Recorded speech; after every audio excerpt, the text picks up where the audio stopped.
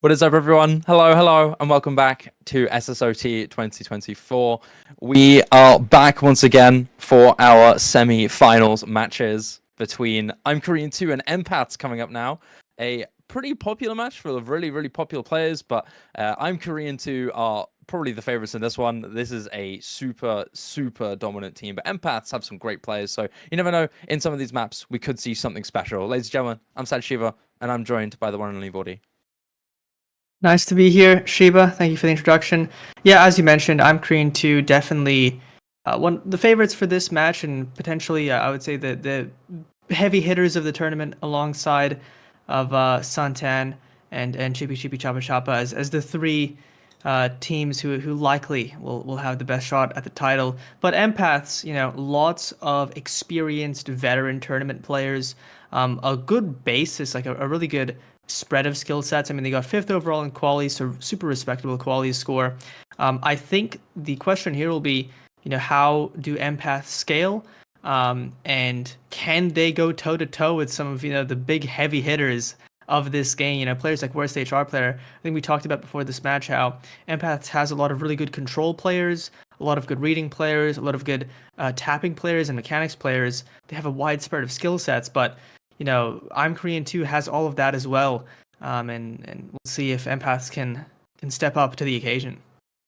Yeah, in my mind, I mean, the benefits that EMPATHS have in my mind is likely going to be the mechanics and the hard rock. I feel like I'm Korean 2 just as a team overall for nearly everything are going to be ridiculously stacked, especially in the 1v1s and the 2v2s. You're more relying on those potentially overall team performances and hoping for maybe a potential choke, or maybe one of your super specialists in one of these maps, maybe Arj on a more precision heavy map, maybe Gaby on a hidden consistency map particularly could do something special here. But I'm Korean 2 as a team have players that are one and done matchups, especially with the lower player numbers. Worst HR player will be playing almost everything. He's going to be carrying on most of the no-mod maps that aren't mechanics heavy. You've got Rectagon, who is at the moment probably reigned to be one of, if not the best, hard rock players, tournament players in the game at the moment. Enri, great control, great tech and hidden player. He's going to be great for backup on the majority of the hidden maps alongside the nomad maps generally. Double time as well is going to be really good for him. Such a well-versed team for I'm Korean 2. I don't really see many weaknesses. You're more thinking, if you're EMPATHS, you're more leaning towards those potential strengths that you can try and squeeze a win out of. Because, I mean, at the moment, like, if you see one matchup from one good player here from EMPATHS, you have a player from I'm Korean 2 who can, on paper, match that tenfold. Batball on control, worst HR player wins that. Gaby on hidden consistency, you've got worst HR player and Enri for that. Speed from Pez, aka Rhythm Game, you have Enri, Window Life, and potentially even Rectagon who can take that. So in Restia, I mean, of course, Restia, I mean, the literal signature speed player for Korea. I mean, you have a lot of individual star power on this team, so you have to really make the most of any strengths that you have. Free mod is also a potential good move for EMPATHS to go for, considering they have such staple and comfortable players on both hidden and hard rock. So you never know. We might see something. We might see something special. I think EMPATHS do have a good chance of getting maybe 1 or 2 maps done here and there. But I'm Korean 2 definitely the favorites. I mean, they're the favorites to win the entire thing, let alone this match. Yeah, for sure. I mean, I still do think they have a relatively close skill set if you look at qualities regarding tapping. The tapping difference in their qualities not being too, big of a gap. A difference of actually EMPATHS coming out ahead on the DT2 and slightly behind on the DT3. So if they can get that slight tapping advantage, and it's not going to be easy, especially if I'm Korean 2 is here with their tapping roster ready. They have some fantastic tapping players. I'm thinking, Rectagon, Window Life, Enri, Restia. Yeah, that's an OP roster. That's a bit of a tapping roster, but we'll see. I think at the end of the day, you just gotta pick into your strengths. You have to just imagine your opponents are whatever, and just play whatever you think you're gonna do well on, and forget that you're playing against some of the best players in the entire game, and they'll be ready on Yeah. pretty much all of these maps. there's no counter-stratting a team like I'm crewing to. There isn't. I mean, you already said it. They have some of the best players in the world. You've got to really just focus on what you're strong at and what you're comfortable with. Comfort's probably the biggest thing, you know? If you are comfortable on these maps, if you feel consistent on it, you might be able to out-consist the other players, even if they are objectively, like on paper, such strong players. You have a chance of doing this. The insert mod here ones I'm a little worried about. I feel like they're a little bit too high skill ceiling for empaths to really make the most of. We're most likely going to be seeing a ban on that. My guess is that DT1 might get a ban. That's so ridiculous levels of control. Worst HR player is kind of born to play. It's not even funny how difficult this DT1 is. Yeah. My guess would be that they would want to get rid of potentially that. Maybe the no mod 1 or hard rock 1. Again, worst HR player can play hard rock 1. Rectagon could hop in for hard rock 1 if he wanted to, but I feel like worst HR player would probably be better for that. No mod 1. Rectagon, window life abuse. I mean, the highest skill ceiling maps are the ones that you're the most scared of. The only map that I would probably see, the only insert mod 1 here that I would probably see empaths leaving out is the hidden one, just because Coco Soko is very kind of out there and inconsistent sometimes. So we could see something special on that one. But yeah, I think we're already starting, actually. I think we're a little bit ahead on schedule.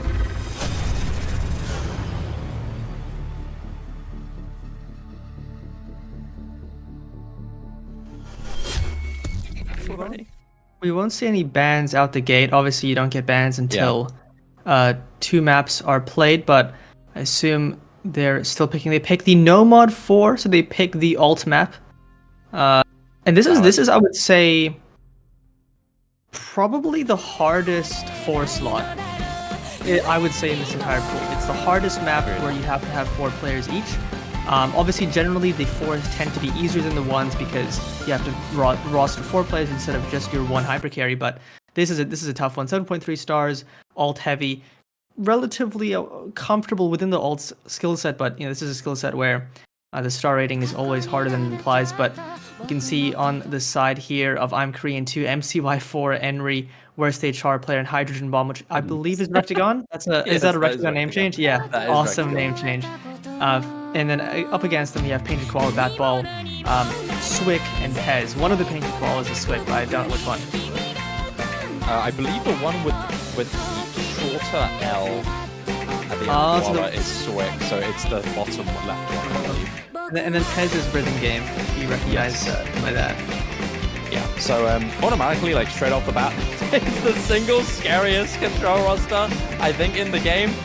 You could maybe switch somebody else here potentially, but I think this team is ridiculous. Konrei, multi-star player especially, are the 2 players to look out for here. MCY4 as well, great on the ult. Rectagon's able to play everything. I mean, the guy, despite being the best hard work player in the tournament scene at the moment, I'd say, maybe arguably, maybe compared to his teammate potentially, but this guy's also ridiculously well-rounded and proved it a lot, especially this year. But, getting into the map here, Foreign, uncharacteristically, this is on a bus line there.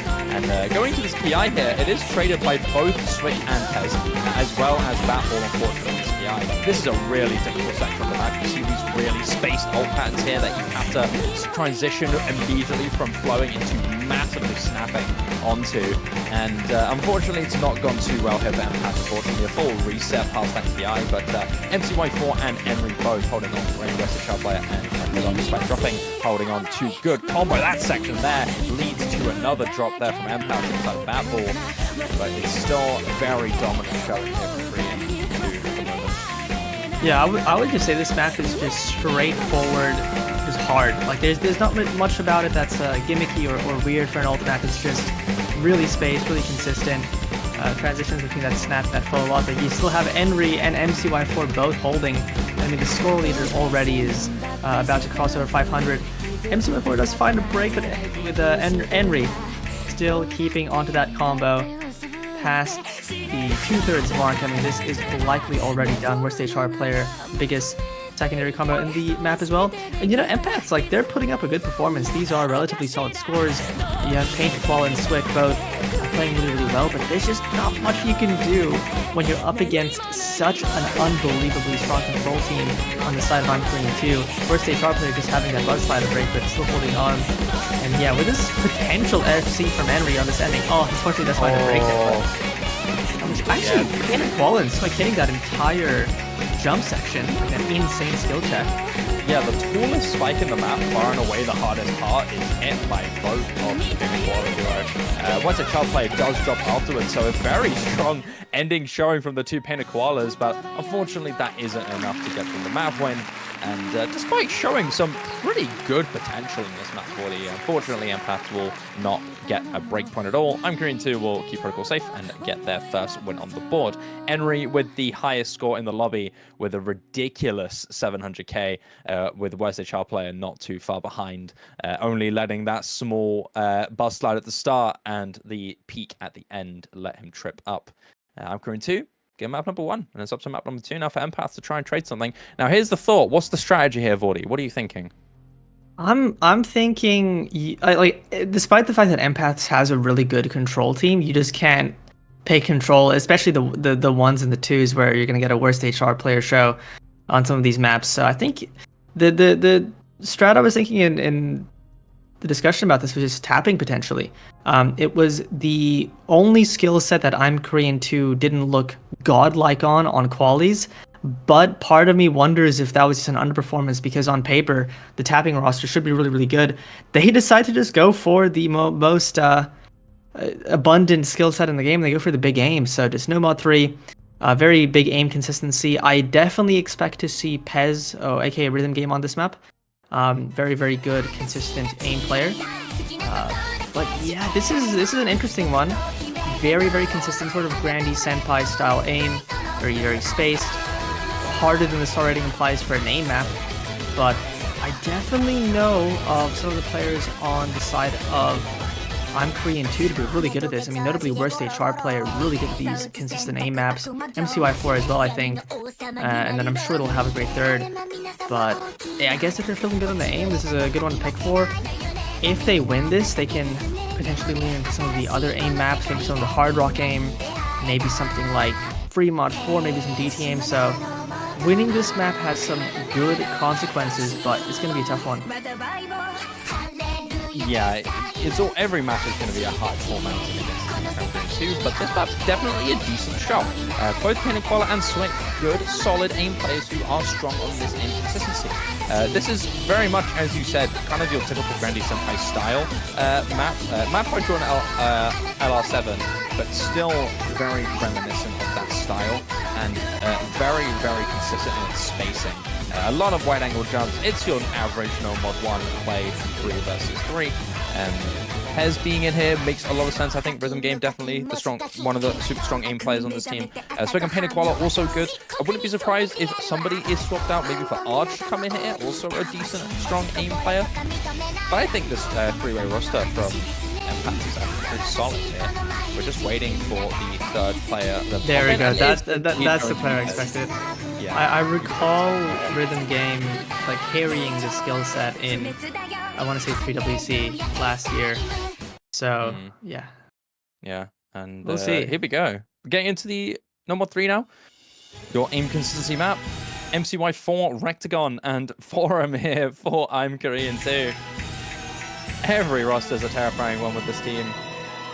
But there's a good shove at Empaths here. They've got really good aim. And this no mod 1 traditionally is very volatile. It's out of nowhere, really. You know, no mod 1s are always quite scary because they're very much the kind of maps where the tiniest mistake leads to dramatic ripples that can easily make or break your map.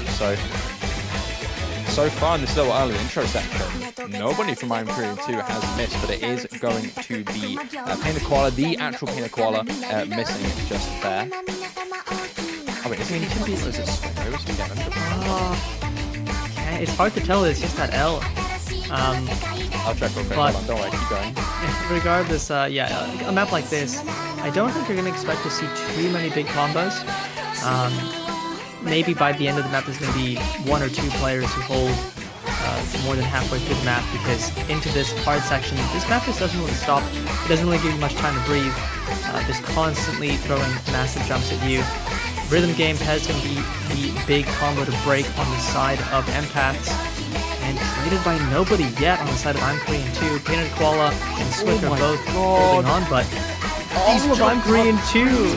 All of I'm Korean 2 is holding. MCY4 does find the break. It's now 2-1 with Painted Koala still holding, but that is Rectagon and Worst HR player getting through it. That is Switch, by the way, holding on the Painted Koala. Oh yeah. The Israeli Caitlyn Quada is the one with the L, the taller L, I guess you could say. Yeah, Switch still holding on to great combo, able to at least contest one of them. MCY4 drops again, but it is traded by 2 misses from Empaths. This is looking very dominant on one side at the moment. This section's a little bit easier to hold on to, so as we start getting into the PI is where the difficulty starts to ramp up, but this is where you're really focusing on the little bits here from Wesley Chapa and Rectagon. There's one. Rectagon does go down, so it's Wesley Chapa player up against Switch, and unfortunately the rest of Empaths are not able to hold on to anything substantial. It's a 1 versus 1 situation at the moment, but we're starting to get close to the next halfway mark of the map, so somebody has to drop here. It's got to be one. The big drops. No one drops there from the 2 big combos. Forum and Swig are popping off on this map right now, and there's not really much else you can say. Everybody else is dropping a small combo advantage now in favor of Empaths, but we're getting into a guitar solo section, a few more bursty sections here and there, but overall, still quite a bit of that aim to come through, and the break surely will be shown now, and it's a 1 versus 1. Forum against Swick. Swick has the higher accuracy, still holding on to an SS, but Forum is not too far away here. It could be all up to these final combos. Only less than 100,000 score difference here. Just over, actually. And as we go into the slow section, it's up to the ending. I mean, the supporting combos and the score lines are just slightly stronger for Empaths right now in the recoveries. No, Swick! No! Oh man, the nerves are brutal, but worst HR player not being phased. Man, that break is Switch, keep playing, come bro. on, keep playing. Oh, that is a devastating miss, and that's how you can tell the pedigree of talent and the difference in experience. Swick putting up a great effort, but once he knows that he's facing one of the best World players in the world, there isn't really much else he can do, unfortunately. He does have a break there. He does have Painted Koala and Pez backing up, but the mind they go down after the peak. Forum does go down, same with Rectagon earlier on. And it's MCY4 to lead the charge towards the very end, hitting the entirety of this ending section, and finishing off the map on Korean 2, giving them a good win. But this was really close. This could have been anyone's map, and Swig maybe not giving in to his nerves. Everyone that misses on the final jump section of the map, which is literally one corner to the other, and gives Korean 2 that victory. But it really wasn't by too much. This could have easily been a map for Empaths. Yeah, it's tough, and as you mentioned, that tourney experience, it takes a different type of beast to hold, to see that break, see the 1v1, see that it's all riding on your combo, and find the strength to not miss for a good while, despite the map just throwing full space screen jumps at you.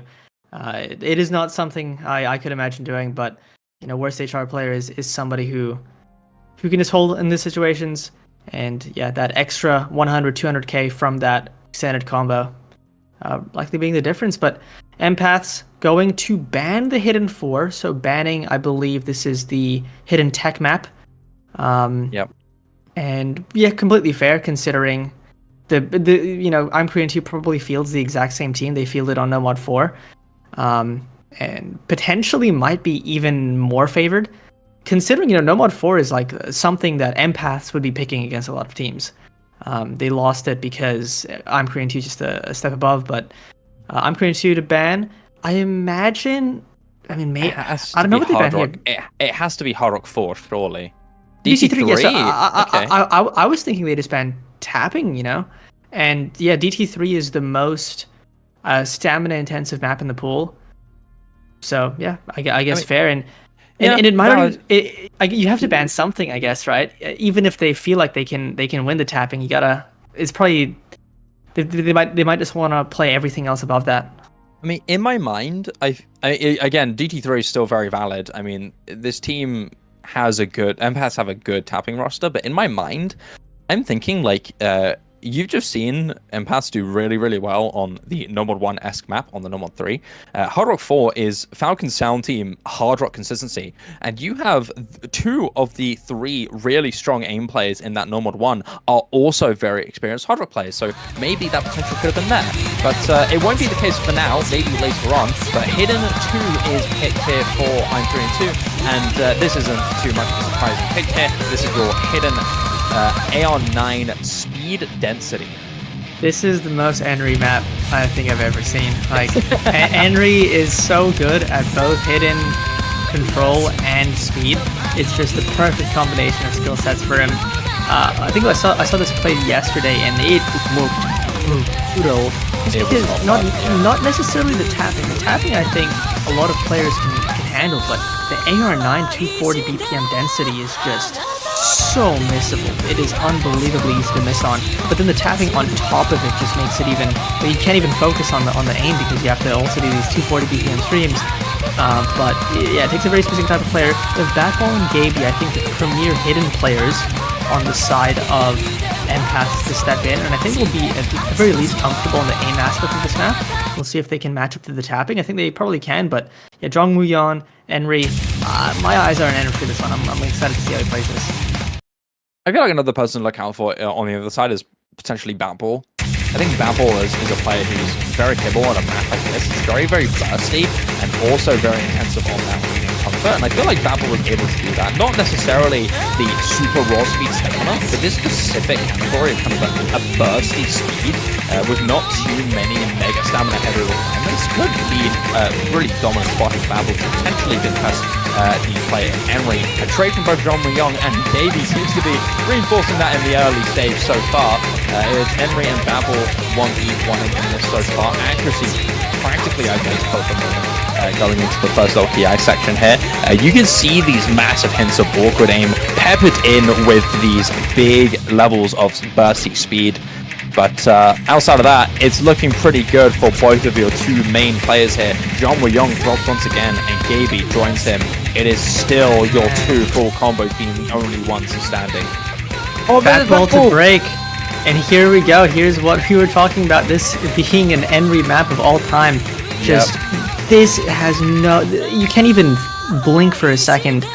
You have to be so focused to not miss on these patterns. Gaby and Jongwoo-yeon both struggling. They're showing really how hard these maps is. These are fantastic players. Jongwoo-yeon on speed, Gaby on hidden, but you have to have both locked in to such a high degree. Batball unfortunately finding a break, but Henry, an FC on this would be insane. Ridiculous. But if there was a player to do it, I think it would be Henry. Yeah, we said it before. This map was practically made for somebody like Henry. Very comfortable and stuff like this. Used to be a ridiculous mechanics player and evolved into a very strong hitting, control, and general well-rounded tournament player. With those 2 strengths combined, you have a brilliant player who can play maps like these like it's a breeze, with 99% accuracy as well. Henry, probably one of the best scores this week. What a dominant That is an awesome score. Look at that score. Beautifully clean. 99.01. Couldn't be more pristine. Wow, that's an insane score. Wow. Batball doing their best. 500k is really solid on that. That's going to be at a lot of players, but an FC on that hidden 2 is awesome. Is awesome to see. And yeah, that's why they pick it. They pick it when, if you have a player who is that confident, that solid on a skill set that's specific and niche, that's reason enough to pick it, even if you don't really have a second comfortable player, which it looked like they didn't really. But they didn't need to, because Henry 1v2 that pretty comfortably. Yeah. Well, now Empaths to respond, and yeah, I mean, despite the DT3 pick, you got to be worried if there's players like Henry who are that comfortable at tapping right now. Obviously, hidden 2 being a mixture, but still, they have that tapping aspect. But you got to pick something. But as you mentioned, Hard Rock, Hard Rock 4 being an option, considering No Mod 3 was still relatively close, and I think they're even more well suited to Hard Rock. They picked the Hard Rock 3 instead, which I think is also a fair pick. This is mostly, I would say, aim consistency with some techie elements, I want to say, some slider aim. I think this looked like maybe the most comfortable Hard Rock map in the pool. Its quirkiness is offset by its lower mechanics in terms of its starting. but I guess we'll see how it goes. I think we'll definitely see Painted Koala Swick in for this one, and probably Rhythm Game. So probably this is the same roster you saw in Noma 3 on the side of Empaths. Yeah, likely. Very likely we're going to be seeing that. It's probably going to be the two Painted Koalas and Pez. This map, in my mind, it is quite long, so it's decently consistent. In my mind, it's kind of a unique style of hard rock control. It's got some occasional weird rhythms and kind of decently high velocity tech sliders, but not too difficult compared to your kind of a typical tech map at this level. It's very much that hard rock comfort consistency that really matters on this. And the general aim control overall, with or without the sliders, are going to be really difficult. And I feel like I'm Korean 2 have a great team for this. I think Wesley Char player especially is going to be really comfortable on something like this. You still have both the Painted Koalas, who are very powerful and Pez very capable of doing good on these controlling maps, but yeah, this is a solid pick here from Korean 2. Oh no, don't from Korean 2, sorry, from Empath. This is a solid pick from them. I feel like there's a lot of potential with this. Yeah, for sure there's some potential, but as you mentioned before, Rectagon being one of the best hard rock players in the entire game, or a stage hard player despite the username being pretty good at that mod, especially on stuff like this. Very ironically named. We'll see. A lot of these sliders, you could just hit the slider and you don't necessarily have to follow, even if they get pretty long for most of these, but do see, I think, Rectagon dropping very, very early on, finding some axe struggles as well. I do think as you mentioned, some of the rhythm changes, this is a bit of a funky map to get good act on, but probably just the intro, catching all of these people out. Especially after that, 8 or 9 density hidden. Yeah, a little bit difficult to adjust here. Quite a few of the players that were in for the last map are in for this as well. Oh wait, no, never mind. It's just Strong Moon. It's just Strong Moon. Yeah, I just realized. It's just Strong Moon. I was going to say, only John Will Young has to adjust to this, but the rest of these guys have had a decent amount of time to warm up here. What the chart play is actually going to be going down with John Will Young. Rectagon only holding on up against Swick. Up against Swick. Yep, that is Swick. So Swick and Rectagon, two American hard rock maestros, duking it out here for the combo, getting near this halfway mark of the map here. Pez and Painted Koala looking decent with their combos so far as well, being able to test John Will Young and West Char player, giving them actually a very tiny lead. The accuracy advantage by 2% from Swick is really helping here, but it's only very minute. Anyone's map still. The next break here could define a big advantage, but nobody seems to be going down just yet. And it is looking very, very tight at the moment. You still got that full combo from Swick contesting Rectagon. But Form! That slider tick! Slider break! That slider tick trips him up! Uncharacteristically, he's down! And it's now 2 versus 1 in the recoveries. 1 versus 1 in the full combos. Rectagon still has a chance to really bring this back for his team if they manage to hold on to their combo. And down goes from Young! It's 2 recoveries and a full combo against 1 full combo here from Non-Korean 2. And now Empaths with a significant combo advantage in that score lead building. Swick once again, similar to the No Mod 3, holding on that full combo. But this time the team is behind him. Rhythm Game Pez does find a break, but the real Painted Koala is holding on with that huge recovery. And with that break from Rectagon, now they're just here to run across the finish line and take their first pick, assuming no tragedies. Painted Koala does find a break, but Swick held through that really spaced, weird angle burst on an insane score right now, over 500k, with not much recoveries on the side of I'm Korean 2 right now. Swick! Oh my god! Oh, he's going crazy! Swick hitting the entirety of this section, 1300 combo and climbing. We're getting into the final third of the map, and this is ridiculously dominant from him. The highest combo in the lobby outside of him is Wesley Char player. Swick finally drops, but that might be all that's needed here to give his team the map win. The recoveries here are not too daunting, but still there. Wesley Char player has 500 combo and nearly 600 going up to this section. Final quarter of the map to go. I don't know if there's enough time. 150,000 score dividing them at the moment. Pez and Painted Koala have to try and contest. And there's a double miss there from John Will Young and Rectagon. That might just be it. That might have just decided it. Wesley Char player's combo, trying to bring something back despite that miss on the slider tick. Trying desperately, but down he goes. And that's the final hurdle. Taken down here for Empaths. They will end up getting themselves a map on the board. And it's a massive map to get that point on, because now they have the rest of the Hard Rock pool open to them. to pick from, and with how Swick is looking on Hard Rock, I mean, I think even the 2s and the 1s potentially might be an option with that performance. Getting over 700k is phenomenal on that map. 0 miss as well, just the slider breaks. Yeah, that is a crazy score there from Swick. But it's going to be I'm Korean 2 to respond, and they still have a lot of these 1s that I'm looking at. Something like Hidden 1, Free Mod 1, DT 1, as you mentioned. Like, I feel like these maps where you just put a hyper carry on the side of I'm Korean 2 and just show what they're capable of. Notably, I think DT 1 and Free Mod 1 are probably the hardest maps in the pool, and they're both maps that I think Worst Stage Hard player will be unmatched on. I'm surprised they haven't picked those yet, but could go for it now to respond to that Hard Rock 3 win.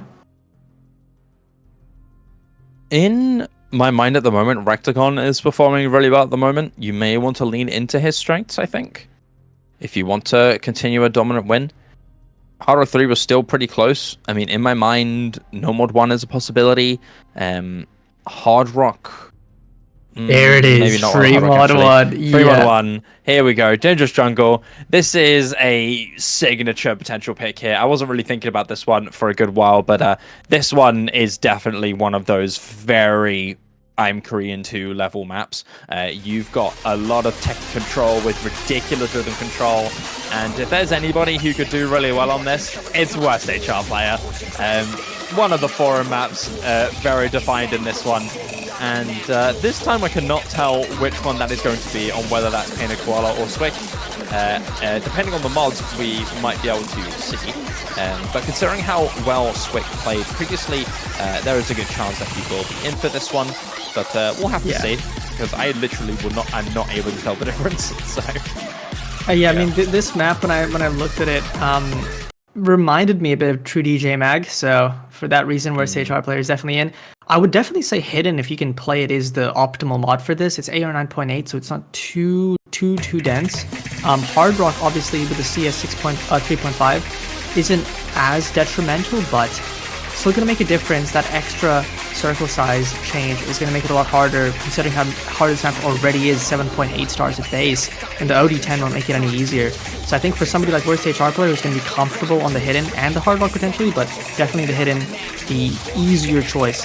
But going to be the first to break, and now the Pin, Koala, and or Swick finds a break as well. Yeah, this is going to be a map where you're not going to see too high combos and score lines, I think. Very difficult.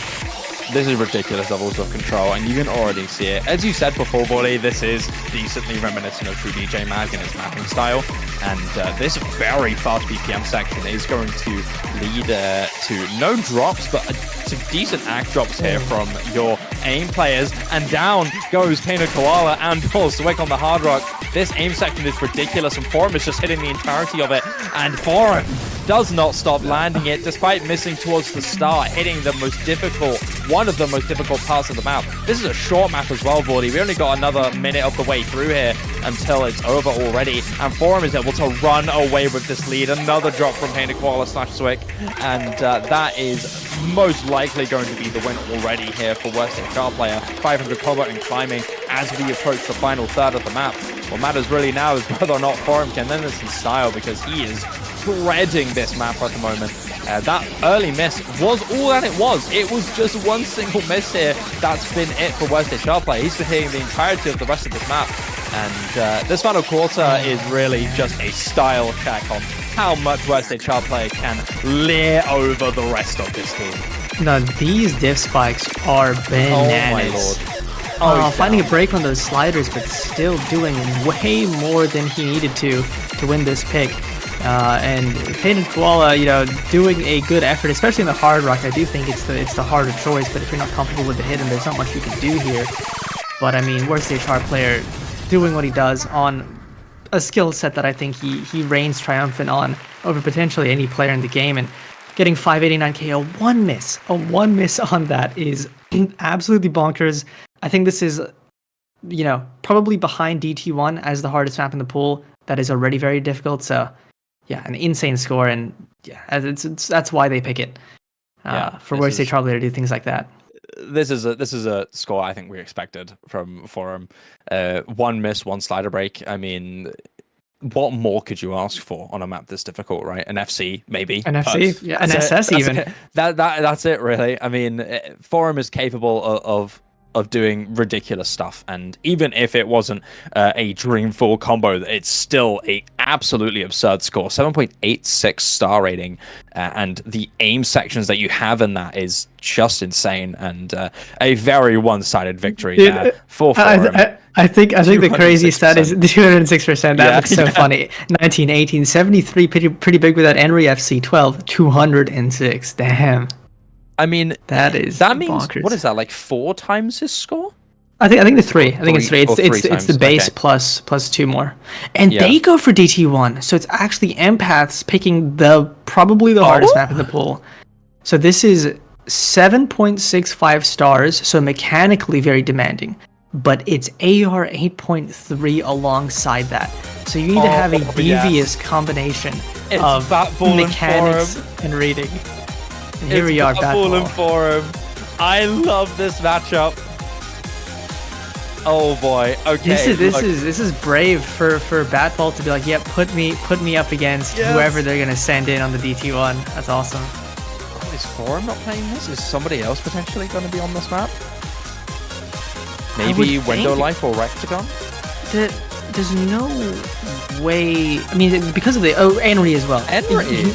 You need somebody who is good on low ER for this because it's such a low approach rating, and I don't know if Window Life or Rectagon are comfortable on that. So I assume this is going to be a stage hard player, but Henry obviously really good at reading as well, as shown on that hidden 2. Yeah, I mean, this does have a lot of terrifying finger control and high BPM sections. This is OD 10.4. This is difficult to hack. It's also CS5.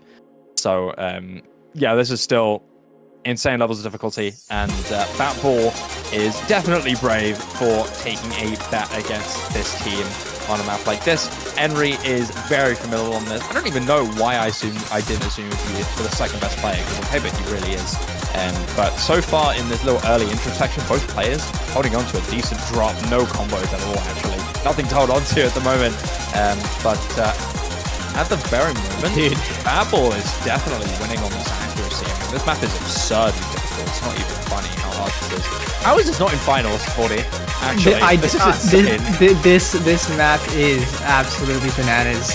Henry now with 200 combo. I mean, the density as well as the mechanics you need to get through it, and the aim and the finger control is just absurd. A lot of these patterns are like 1/4 spacing, I think, like these doubles and some of these cut doubles. Batball finding some struggles though, but Henry holding on.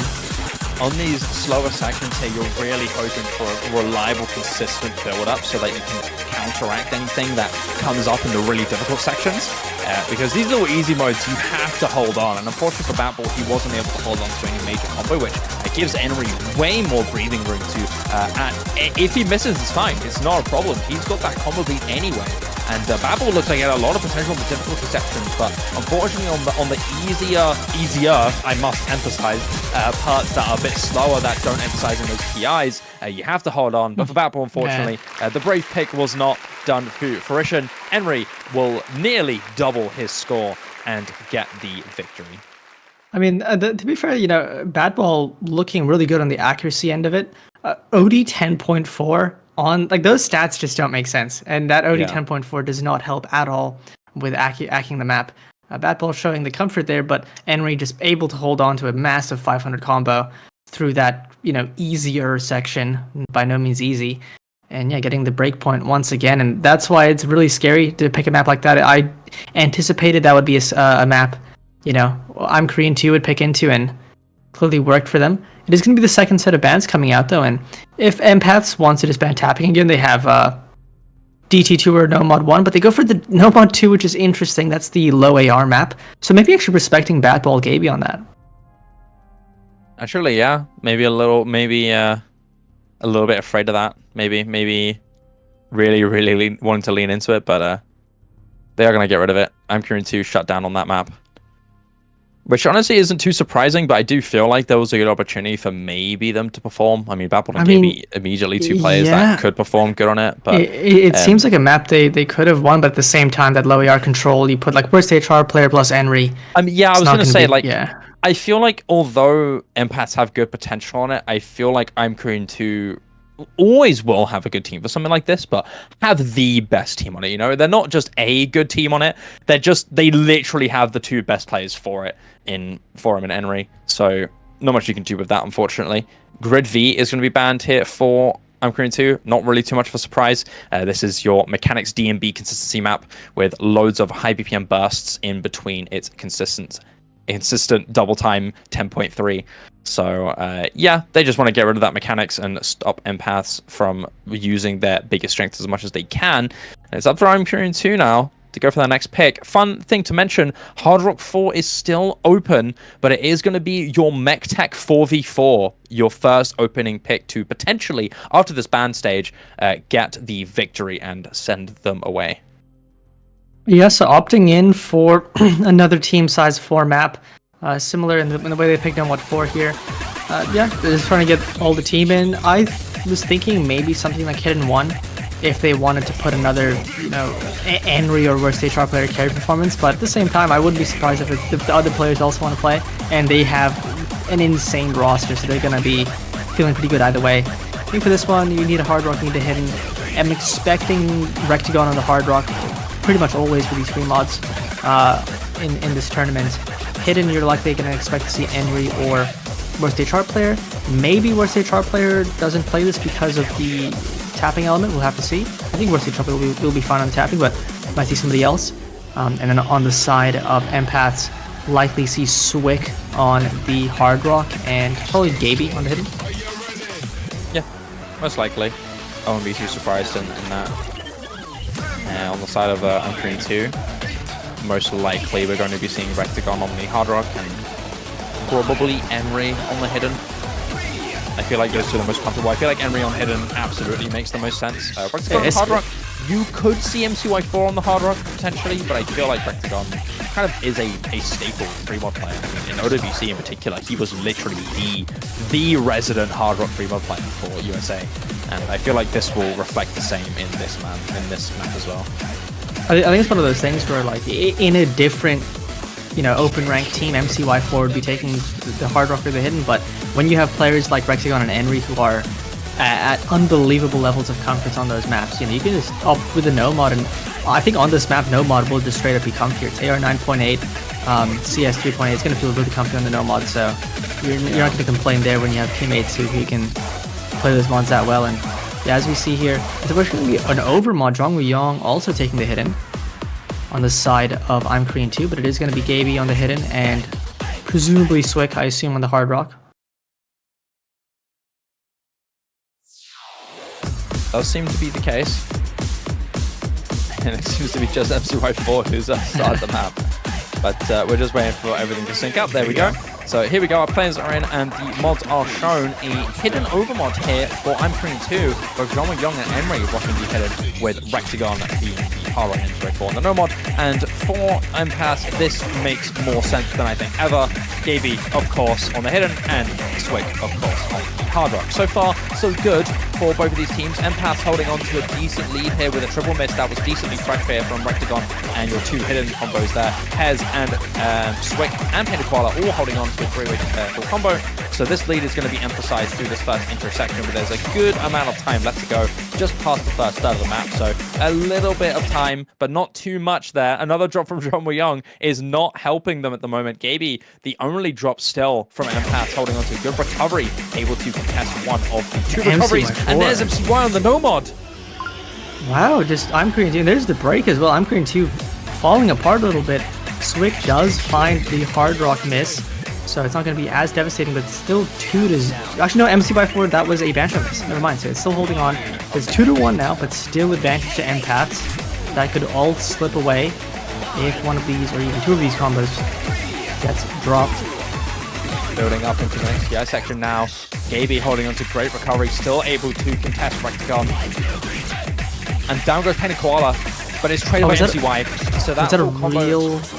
first Is miss. it a real I think miss? it We'll was. have to see. I feel like tech maps are most prone to banter misses, aren't they? Yeah. But it does seem to be like an actual miss there from MCY, traded by Kenny Koala, but that's not what matters here.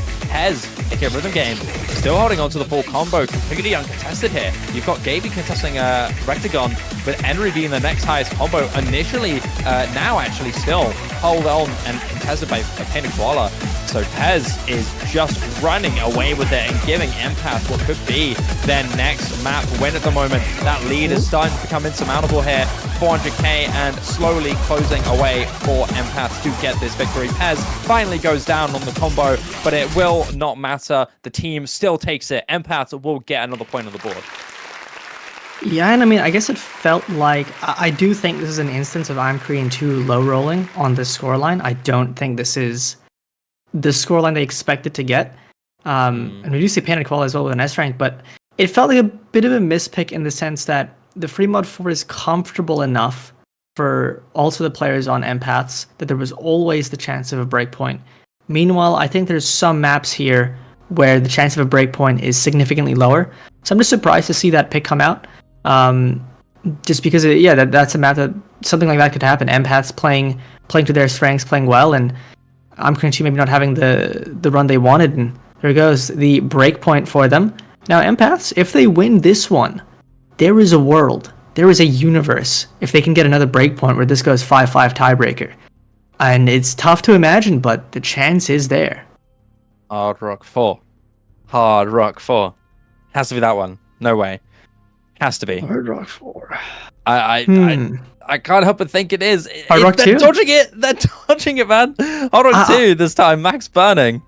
I was almost about to say Hard Rock 1 and then put Swick in, and because I do think Rectagon has looked, maybe not as strong as even Swick on some of these Hard Rocks, so the chances there, but it's also a little bit scary on the 1v1. But 2v2, definitely going to see Swick in. For the side of I'm Korean 2, definitely expect to see Rectagon plus Boshi, I mean, I would say Boshi Man if he's available. We haven't seen him in this match yet, so it's hard to know if they're there. It's really hard to always have 8 players for these international open rank tournaments. But yeah, if Boshi was here, I'd expect to see Boshi in, but we might have to get someone else. Max burning. CS 7.2. Hard Rock precision. This is a pretty, I guess it's not too unique in its styling, but it still has a few terrifying sections here. It's got a few doubles, it's got a few scary slider sections, and one particular section that you can actually hear in the SOT at the moment where the sliders just keep on going, and they're pretty high velocity as well, which may lead to a slider break from one of your precision players, but it will be the Pin and Koala duo hopping in here for this map. And it will be MCY4 coming in with Rectagon. And no Boshi Man this match. It is actually funny that I do think the 2 best Hard Rock players on the side of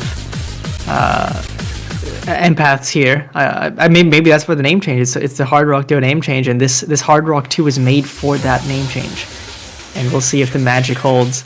MCY4 and Rectagon, obviously both formidable Hard Rock players, but can the Painted Koala Dream Team do it and continue this streak of points? We'll have to wait and see. Here we go. A little bit of time to build up, but this precision is pretty insane. I mean, CS7 is really exclusive for your strong precision players. And this, so you can see that slide section there. You're going to be seeing that quite a bit in this map. Maybe a little bit more emphasizing its difficulty later on. And so far, so good here for both of these teams. Only one miss from each respective one. It is the real Pinnacle, I believe, dropping there. And Rectagon also joining in the drops. Traded once again by Swick, so that's 2 of your combos both gone there for Empath. MCY4 holding on to a full combo still with 98.8 accuracy on a map like this is pretty crazy. You've got a few bursts and doubles in here as well, which is very prone to actually loss considering the insane difficulty with the CS, but is looking like a cakewalk for MCY4 at the moment. We're nearly halfway through the map, if not more halfway through the map, and there's the break. He knows what he's got to do. He's just got to hold on for the next half of the map, and he is smooth sailing. Yeah, the ball is in MCY4's court. Now, the recoveries are not actually with that miss from Swick, and especially Panic Koala. I mean, that's already devastating for them. Even if MCY4 breaks, they're not going to have much recoveries to look for a recovery on, but MCY4 still holding on to this insane FC. I cannot stress enough how hard it is to be this consistent on CS 7.2 at this star rating and at this spacing, but MCY4 is just making it look easy. Oh my god. And these space triples does find a break, but yeah, this ending is absurd, but still MCY4 has done more than enough, getting over 700k, and with that breakpoint, I think that will be the match decided. I'm Korean 2 winning. But you know, EMPATHS having a really solid performance. I mean, this is a team of heavy, like, I could imagine them going on a pretty insane losers run after this, having lots of close matchups as well, especially at the beginning. Yeah, well done. Yeah, I'm Korean 2 are going to be the ones to take it. And might I add, ladies and gentlemen, that was a 1v2 from MCY4. That score was actually total more than the 2 from EMPATHS, unfortunately. So that is a total victory there for I'm Korean 2, who take the win in pretty dominant fashion, but they were quite a few maps where EMPATHS showed some great potential to win it. So I think this was still a pretty good match considering how on paper one-sided the matchup really was. EMPATHS definitely put up a good fight, especially from Swick. I feel like Swick might be the MVP for this team. Made several really good scores and several very close calls, taking players like Worst HR player toe-to-toe. It's safe to say, I don't think it's the end for EMPATHS. I think this team's really, really strong. I don't believe I'm Korean 2 have lost yet, so this is still winner's bracket. And EMPATHS still have a chance in losers, from what I remember correctly. Yeah, for sure. And I mean, yeah, some insane scores from I'm Korean 2. You know, that Worst HR player, 1 miss on Free Mod 1, the hidden 2FC from Henry, that pop-off on Hard Rock 2 from MCY4. Yeah, so they have players who can put some insane score lines on a variety of maps, and I think they will be feared in the winners bracket for all teams who have to face them. But yeah, GG's, and as you mentioned, EMPATHS not out of the tournament yet. They're going to be moving on in the bracket. Quickly look at who they'll be facing. The winner of Jashin, Konrei, and Grease Monkey Deluxe. Has that match? No, I don't think that match has happened yet. So that's going to be later on. Yeah, indeed. And we have another match coming to you guys very, very soon in about 10 minutes time. So, ladies and gentlemen, please do not go anywhere. I believe we have up next. Hold on, let me just double check the schedule to make sure I've got the right teams coming in here. It is going to be... Wait. I can't find the rosters. Hold on, give me 2 seconds, ladies and gentlemen. I'll get this for you in just a moment. So I think it's Wait, we're goaded up against Watson in 10 minutes. Yes. Wait, we've got it in Watson in about 10 minutes. So, ladies and gentlemen, don't go anywhere. Maybe grab yourself a snack. Maybe get yourself a little drink to cool off from that match that we just saw. And thank you so much for watching so far. But do not go anywhere. We still got another match coming up to very, very soon. So, I've been Shiba. I've been joined by the incredible Body. And we'll see you guys very, very soon. See ya.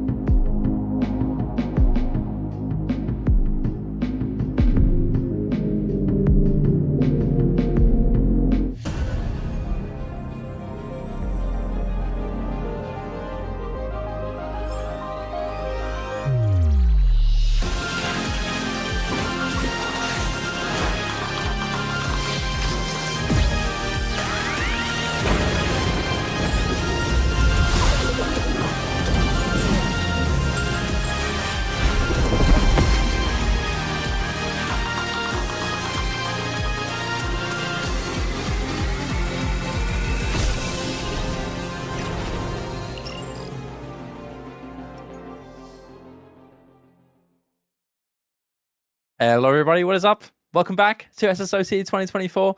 We have another match coming up back to back, ladies and gentlemen. We just came back from a match between I'm Korean 2 and EMPATHS. A surprisingly good and fun match to watch. And I, Chipa, am back for Wait We Go to versus Watson. And I am joined with the wonderful Dimash. Hello, everybody. It's good to be here. Yeah, I'm really excited for this one. As you said, we both seen both these teams play earlier on day one. Of course, Watson coming out on top against Sweden Sweep incoming in, I believe, a very decisive 6-2 on their side up against Wait We're Goated, who had a perfect clean sweep. Yeah. Wait We Go have been doing pretty good this time, actually. I think Wait We Go are definitely a team that I think people didn't expect to do as well as they actually are at the moment. Which is always nice to see. I think this team still has a great lineup here, especially like Sigi, Sharitori, Magnata Gamer, Les Perry. Generally, this is a great roster who I think were a little bit underrated in this tournament, who have actually performed really well going in later on in this tournament. Wait, they're actually kind of goated, you know? And Yeah. For Watson, though, they've got a really daunting team to go up against. I feel like a lot of people are looking at Watson as one of those teams that can really make it into the top 8, the top 5 in this tournament. You've got players like Rudge, you've got Riot, you've got Haunt, Aleph as well coming in. This is still a really daunting team, so this actually could be really close. I'm looking forward to this one. Yeah, it should be really good. I think the one thing to note as well is the way we're goated, 3 of their map picks kind of came from those 1v1 situations. So they've got those standout players that love that kind of like 1v1 kind of scenario. They either want on the 1v1 or like the bigger team size maps, the like 4v4 and the 3v3. Whereas you look at Watson and okay, yes, they picked up some of the 1v1 maps, but they also won a lot of those 3v3 and mainly the 2v2 maps seem particularly dangerous for Watson. So it'll be interesting to see if the dynamic switches in terms of the map picks between these first and second games. Yeah, I definitely agree. This team are in the losers bracket at the moment, and next to them are Jashin and Grease Monkey Deluxe, who have not played just yet. Grease Monkey Deluxe taking down Stockfish, actually, which is, I think most people saw to be a pretty big upset, actually. So very nicely done there from Grease Monkey Deluxe, taking that victory. Watson as well, coming back from a great upset. Sweden Sweep incoming, also a great team. Maybe not an upset. I think it actually might have been evenly matched, but Watson dominating them there and looking very, very good there.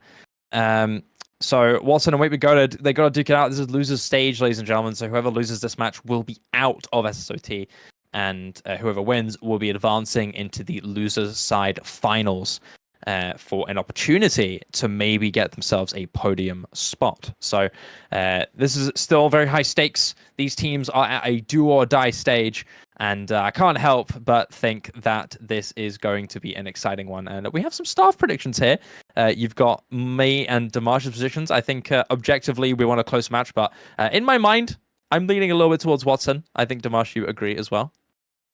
I feel like Watson are the stronger team on paper when it comes to those like 1v1 maps. Like I said, that a lot of Wait We're Goated picked up. I don't think they're going to be able to play that same strategy. So I think when you look at how yesterday went, you could make the argument that Watson, they're going to be that little bit stronger, I think.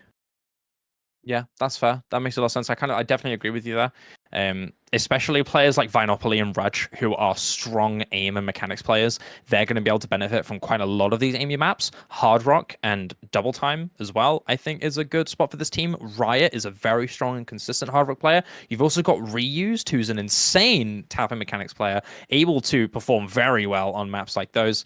And on the other side of Wait We're Goated, I mean, you've got potential here, but I feel like the 1v1, the explosive individual potential here from Watson is going to give them the edge personally. We've got a few other matches coming up later on, which I'm very excited for, but I still can't wait. I still hope this is a good match. I feel like on paper, this is one of those that are very much able to be close. There's quite a lot of control in this pool, and I feel like Wait We're Goated do have a small edge in that. Although Rudge and Haunt do exist, and they're very, very strong on ult. So maybe we'll see something different. We'll have to wait and see with this to come through. Is there any particular maps that you think will be banned? Because I do have some in mind for both of these teams, but I want your thoughts first. Well, I mean, looking at the pool, you can definitely see it really depends on how Wait We're Goated feel.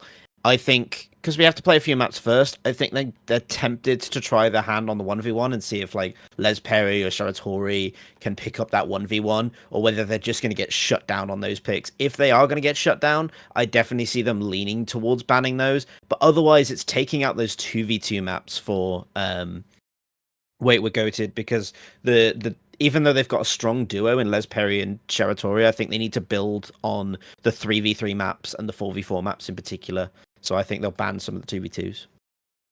Yeah, I feel like in my mind, there's a lot of potential for maybe a Hard Rock 4 ban from Wait We're Goated, just because I see like a great mix of aim players for Watson who can win this. But maybe that's just me. In my mind, like I'm looking at Rudge, Haunt, Vinopoly, 3 players who are very, very strong on aim. Nomad 3 might be a better option in that case for Wait We're Goated as an instant ban. But as I say that, I mean, most likely it's going to be a very quick early pick for them instead.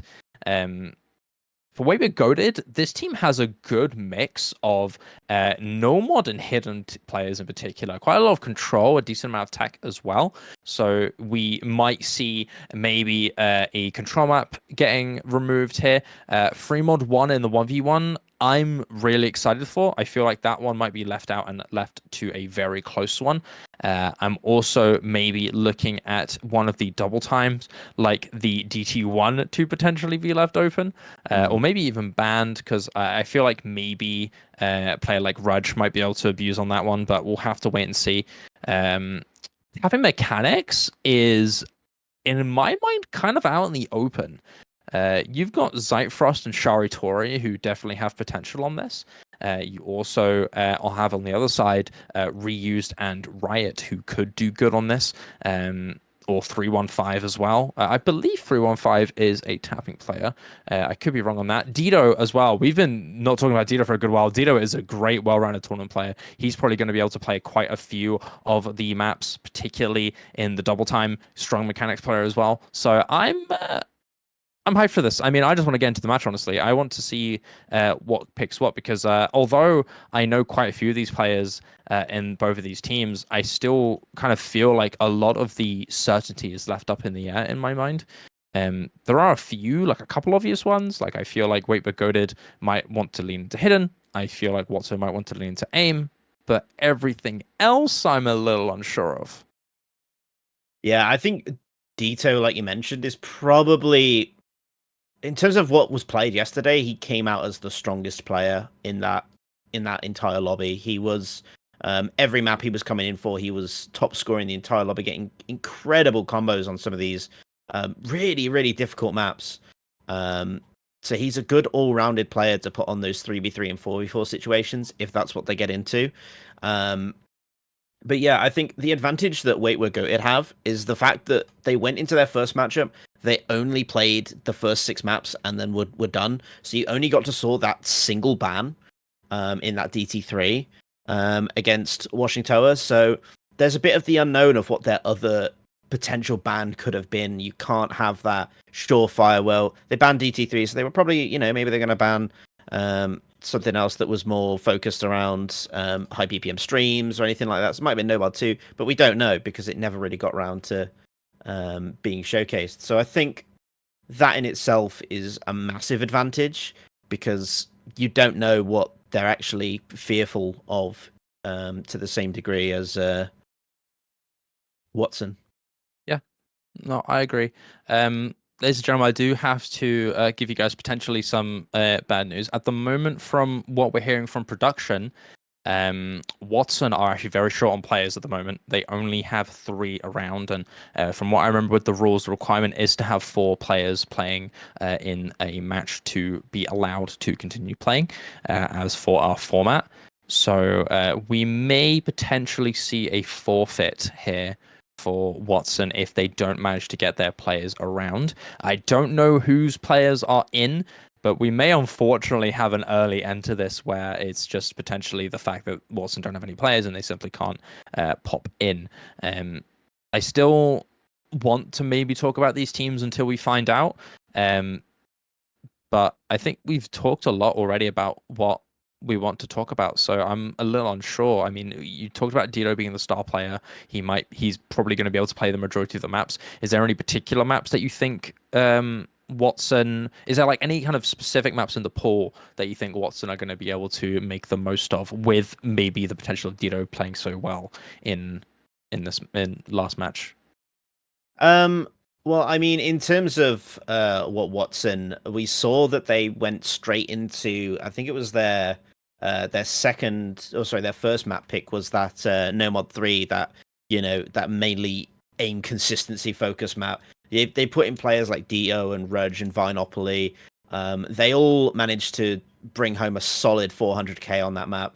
Then any of the maps that were really kind of like aim or ult focused, you'd see the same players, Dito, Rudge, kind of coming in for that. So I think it really depends what Watson want to focus on with their strategy. I think they know that Wait We're Goated are going to be trying to pick out those individual maps. You saw Les Perry do insanely well on the No Mod 1, which was like the pure death stream map. So we just have to wait and see how they feel, and what they feel they can overcome and what they can't. But I think we've got some news. We do indeed have some news. So, ladies and gentlemen, according to production, it does seem like the players from Watson are actually here. So we are going to get a match, thank goodness. I didn't want to leave you guys hanging. I wanted to see this match just as much as you guys did.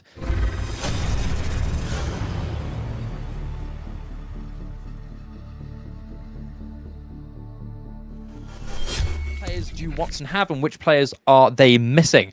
Because that might be a major component to what they do and don't have. It may be a big spell for what maps they will lead into instead. First pick does go to Wait We're Goated, and from what we've seen in their last matches, there could be a pattern with this. Les Perry, I think, had a very dominant opening pick on Embraced by the Flame, where we could see something like that repeated.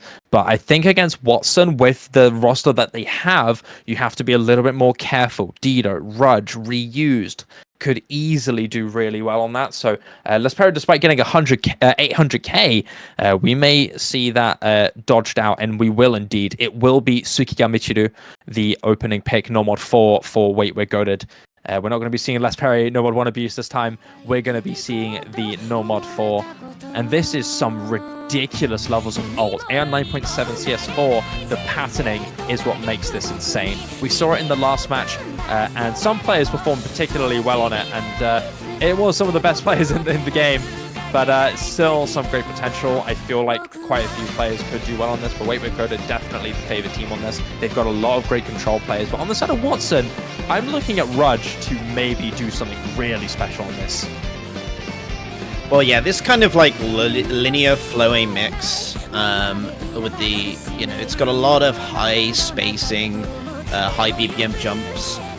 So you're right, Rudge is someone who played this yesterday. He came up with a 555k score with 559 combo, but actually the best performer on this was in fact Dito. Dito got 808 combo, 605k, as well as Haunt and Vinopoly coming in and getting, a 350k average between the two of them. So, assuming that they could pull that lineup, it would be a very strong pick for them.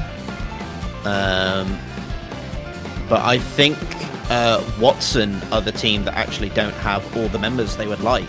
Yeah. So Wait We're Goated have gone, well, they don't have their members, so let's take the ones we've got. Les Perry, Sharatori, Kadama, Sigi, if he's around. Those are the four that came in yesterday for this map as well. So both these teams have played it, but I think Wait We're Goated are taking advantage of the lack of numbers from Watson to maybe pick up an early point that they wouldn't pick if Watson had all the members they normally would. I mean, with lack of numbers comes lack of flexibility. So you are definitely lacking, and you are definitely going to be able to struggle a lot more. We're going to definitely much more able to just pick into what they're more comfortable on and don't have to worry as much about the matchup. Here we've got Rudge, Gap Money, who is actually Aleph, a very popular Spanish tournament player, Riot, and 315 coming in here for Watson. A different roster compared to what they ran last time with Dido, Rudge, Court, and Binopoly. Significant lack of 3 of their players played last time, including their top player. So this already looks a little shoddy here for Watson. What was initially a map that they actually performed quite well on, contrast to Wait, we're goated. They actually, fun fact, I'm pretty sure Watson actually performed better on this map last time they both played it. So definitely, Wait, we're goated, making the most of their roster differences here. I mean, I don't think you would want this to be your opening pick if you knew that your team had the full roster. So yeah. Yeah, also want to take the opportunity as well to thank our sponsors, as we didn't get to do that during the transition. Drunk Deer, thank you so much for sponsoring us. Osu Go, for 20% off is the promo code. Please feel free to use it at any checkout for any Drunk Deer products. And Wacom as well with SSOT40 for 40% off. Thank you so much, guys. We really appreciate the sponsorship. Thank you very much, guys. Now, looking into the map here, Kadama, is everything okay, buddy? I think they've asked for an abort. Can we get a ref to jump on this, please? Have they asked for an abort here? Kadama's not playing the game. Does his keyboard not work or something? Because his tablet seems to be working. Oh, there we go. Now he's playing. There doesn't seem to be an abort. What is going on? Sharitori and Kadama are just not playing the map. What is happening here? I think they must have asked for an abort, surely. Yeah, there's no way. We were early enough in the map for it to be the case, surely, no? Yeah, that is smoking the abort. Yeah. Can we get a ref on this, please? Please. I mean, yeah, there's no point commentating this. This should be replayed, no? I'm pretty sure they have asked for an abort. A good while ago. Kadama, I think, has just left the lobby. What is happening? Where's the referee? Where is our ref? Someone wake up the ref. Quick. Where's he gone? Someone get him quick. Well, our ref has left the building. They're just not here. So we just have Zyfrost holding on to a full combo. No, he's down as soon as I talk. What the hell? What the heck, man? Anyway, yeah, I mean, what do we do in this? I'm trying to get an update from production. They were too late on the abort, Dimash. Were they actually? They were asking for an abort when it was too late, and they stopped playing. There's no way. Oh, this is tragic. Really? There is no way. Oh my lord. Did Watson just get a free breakpoint? Oh my goodness. There's no way. According to production, we're having somebody let us know that they were actually too late on the abort. They were asking for the abort. They were sitting in the lobby waiting for the abort, but they were too late the entire time. Well, I mean, I wasn't keeping track of, but until we see the chat, we have no confirmation. But certainly Kadama had stopped playing. I mean, according to one of the map, but was it though? Let me double check early on. Let me just quickly double check the abort rules, because I believe it's 30 seconds before the map starts. And it might have been after the map starts. Yeah, sorry. After the map starts. And I actually believe they stopped after that. Let me quickly double check for you people. If I can get somebody from production to update me on the rules just in case. But that's damning. That could let me just quickly check this. Hold on. I'm almost certain it was after 30 seconds. But it might be different. I think wait, we're going to just throw away a map, ladies and gentlemen. Yeah, I'm also just double checking this as we wait for the next Watson pick.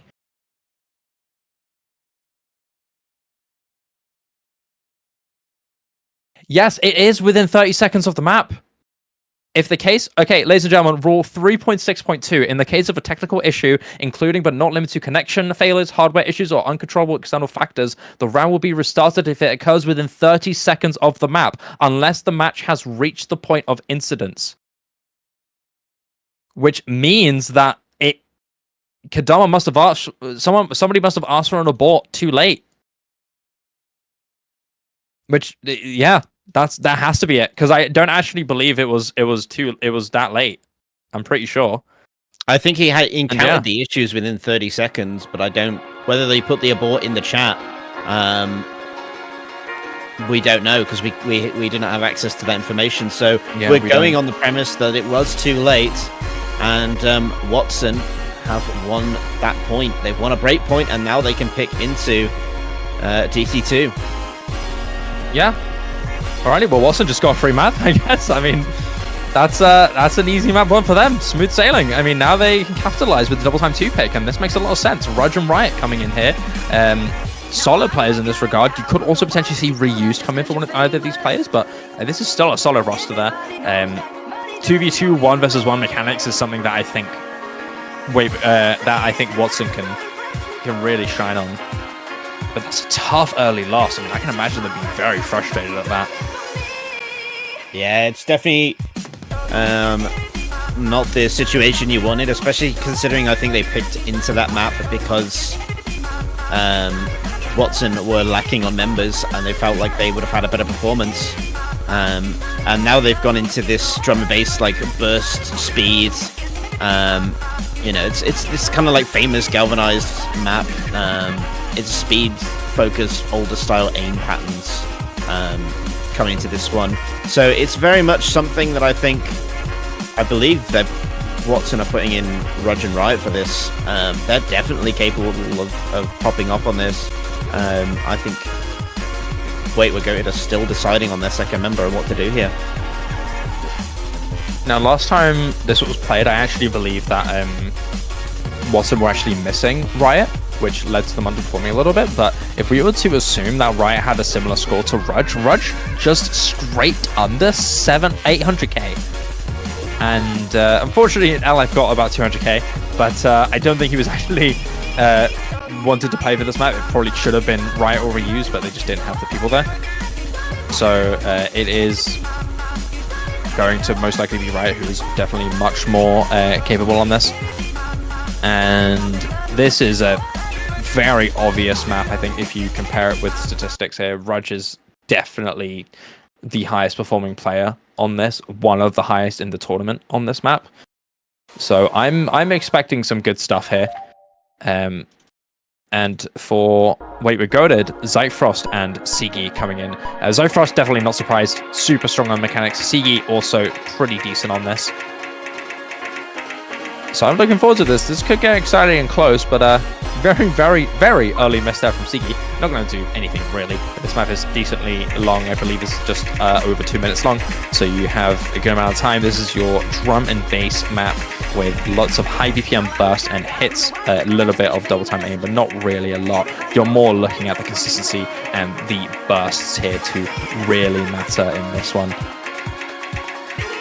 Yeah, and we know players like Riot, Rudge, Biggie, they're all very comfortable with this kind of thing. Zyfrost's going to be finding another miss, though, so that's going to start to add things up. Riot did also trade it, though, so it's just kind of Rudge standing out on his own. Another break there from Sigi, which I didn't get around to covering, but at the moment, it's just Rudge kind of... Okay. Ladies and gentlemen, I kind of lied, actually. This is actually a really short map. It's 1.5 minutes long. I thought it was 2 minutes, but no, it's actually really, really short. So, yeah, early stage extreme dominance here from Rudge. Able to hold on to just practically everything in this map. climbing up to 500k and gaining, once again, replicating that potential score. It won't be fully replicated. No near 800k for Rudge, but still 500k is going to be really, really high. Riot also being able to at least contest one of them, but it's... I think it's a little bit too late here, unfortunately, for Ouendan to be able to build something. You've got a good combo there from Zyfrost, who might be able to climb something on in the very late stage, but I think with that break from Sigi, it won't be enough. Riot and Rudge both go down, but so does Zyfrost, and that spells the end of the map. Watson take the map and make it 2-0 in their favor. Yeah, they've beautifully capitalized on the error from Ouendan, and now they've managed to secure a point of their own. Again, Rudge, really solid performance. Riot as well, though, not having the combo, but still having good enough accuracy to bring home 500k. Zyfrost also managed to 500k, but it was just that slight combo game from Rudge that really just made the difference on that one. Yeah, definitely. Rudge, once again, being the outstanding performer on this map. Just like last game. Just like the last time Watson played this map, they were very, very dominant with Rudge by their side. And it will be Watson going into a ban now. The double time 4 being removed here. The aim consistency DT, which is a AR 10.3 3-minute long map, which is more, from what I remember, just a general aim consistency map. Oh no, it's DT1 banned for... Oh, okay. DT1 banned for Watson and DT4 banned for Ouendan. I mean, I was about to question mark it because I thought it was like... From what I remembered, I thought it was awkward aim, but it's not. It's just general DTM consistency. And yeah, that makes a lot of sense. But Ouendan banned the DT1, which does make a lot of sense. Rudge exists, and from that performance on Grid Fee, I think it's safe to say you don't want to deal with that. And it's up to Ouendan now to go into a pick of their own. What do you think, Dimash? What do you think they're going to pick? Ouendan, I think they're probably going to take some time on this, kind of deciding, do we want to start playing into our strengths, or do we want to take advantage of the fact that maybe they still don't have their members? No mod 3? No mod 3. Interesting choice, but again, understandable if they're trying to play on the fact that Watson don't have all their members. You've seen that Rudge is there, but if they haven't got Dito, if they haven't got Vinopoly, then they haven't got that winning roster that they had yesterday. And Dito especially, he was the standout performer, so if they don't have that, it could be a good opportunity for them to pick up a point, and it doesn't look like they do. Yeah, Les Perry as well is a player who I think will really be able to contest one of the better combos there from Watson. It is going to be Riot and Aleph coming in here for Watson. And for Ouendan, Les Perry, 315, and Sharitori coming in. Another time where we see them playing into, on paper, Watson's strength, but now their weakness, now that they're missing a lot of their players. Last time this was played, Les Perry got a staggering 850k on this. And if that can be replicated, I mean, oh boy, it's gonna be scary. Yeah, that's the other thing as well. You've got the Sharatori Les Perry duo that really brought home the points for them last time. And yeah, they've replaced out Sigi for Zyfrost, which might play to their advantage as a good third. But again, looking at the 3v3 that we saw yesterday, Vinopoly is not in for this one. And most importantly, probably, Dito is not in for this one. Dito is not available at the moment for this match. Yeah, and that's going to be all the reason for Ouendan to just lean into it. I feel like the threat with this map is much higher with Watson, despite on paper the actual matchups from last week being in favor of Ouendan. I still feel like on paper the Watson trio are very dangerous on this, and considering how volatile no mod 1s can be, you can't really or normal aim maps, I should really say, can be. You can't really count them out even with that team score. Still, I would still call this pick brave, even if the statistics say otherwise. And looking at this so far, it's looking pretty close at the moment, slightly in favor of Wait We're Goated. But an early misstep from Sharitori, traded with Aleph's drop earlier on. But down goes Sharitori. And as we get into this Ki, the jump starts to reach a peak. There's another drop there from Aleph. It's a 2 versus 2 in the giant combos. Big jumps come through. No drops from 4 of the full combos here. It is still a 2 versus 2. The recoveries continue to drop. And the jump starts to reach a peak again. Down goes Zyfrost. Is it traded by anybody? Yes, it is. Riot goes down. Let's Parry and Rudge still duking it out with the full combos. Yeah, this kind of like high aim spacing. You know, it's like if you've ever played the Arles or Grandy Senpai maps, it's got that same kind of feel, like especially towards the end, the cross-screen jumps just get absolutely ridiculous. So the fact that players are able to comfortably, you know, maybe Rudge and Les Perry at the moment, of managing to get through this just says a lot about their raw aim ability. But really, it might come down to the ending here. It may just be the case here. I mean, you've still got a little bit of the map to go from what I remember. But this jump starts to get even bigger. Another drop from Zyfrost. It's still those two combos are still holding on. Recoveries in favor of Wait We're Goated with Sharitori only holding on to that big recovery. Oh, not only holding on to that recovery combo despite only that one miss towards the star. The jump starts to reach a peak here. Once again, Rudge and Les Perry are holding on.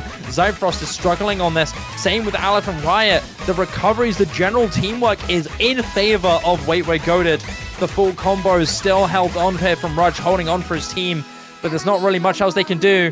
And as the break starts to get shown, Rudge knows even more that his grave is starting to get dug deeper and deeper as the Sperry and Shari dig it for him. It's up to Rudge to hold on to this combo. You're really hoping for a double miss from both Les Perry and Sharitori very, very soon into the second PI. And for Rudge to hold on nonetheless. It's a tall mountain, but there's still potential. Yeah, it's really going to come down to, I mean, Sharitori with a massive supporting combo right now. A double break from them could open it up, but it's going to come so Rudge! late. No, Rudge! Oh, that's a silly miss from Rudge there. And it was a bit of a weird section, but yeah, it trips him up. I mean, now what else do you say? Les Perry can soar ahead now. He's still got 300,000 score to climb, maybe outshining his score from last time. The jumps start to reach an absolute peak in this one, though. Down goes Sharitori, there's recovery. Riot is still holding on to a good recovery for Watson, but it won't be enough. Zyfrost not doing too well, but it's fine, because Les Perry's got his back, and he just barely misses on the ending jumps. But it's still going to be an 800,000 score displayed here from Les Perry. Absolutely phenomenal stuff. He is very, very close to outshining his previous score from last time. Same pattern as before, hitting the entirety of the map just for those final jumps. And he's still hitting these sections here. Look at this. Les Perry, he hits that entire bit. And that is just a great way to end it. 870,000, 18,000 more score than your last time. What a score from Les Perry. One miss was all that was there. That's an insane score. Once again, replicated from Les Perry. And yeah, that's a win. That's an easy win there for Wait We're Goated. Yeah, it was solid stuff from Les Perry. Slight underperformance from what we saw yesterday, but that's not taking anything away from that. That is I think he got more score actually, didn't he? He got 870k. Oh, and sorry, got no, 850k. Sorry, it's the combo is exactly the same. That's why it's confusing. Oh, really? Okay. On both attempts, he got 1,332 combo. So he's missed same note twice. That would upset me more than anything. Well, I can imagine it upsetting him if there were stakes to it, but I think he's just happy that he pushed his team ahead and didn't give Rudge any leeway to take the map. Because Rudge was definitely there. He was threatening. And but unfortunately towards like the ending section, final third of the map, it wasn't enough for him. It was too much for him and he couldn't hold on. But Watson bounced back with a Hard Rock 3 pick here. Your techie rhythm consistency. Yeah, I feel like Watson, I think they're kind of just picking into this because it's something that it's that slider aim, finger control. It's got the beat snap divisor changes, but it's a lot more on the aim control side. So I'd expect to see both Les Perry and Sharatori in for this as well. So I still think that Watson are really up against a tough lineup here. But if Rudge and other players can pop up on this, then they still could pose a decent threat. But I think Wayward Goated are going to have a little bit of an advantage here.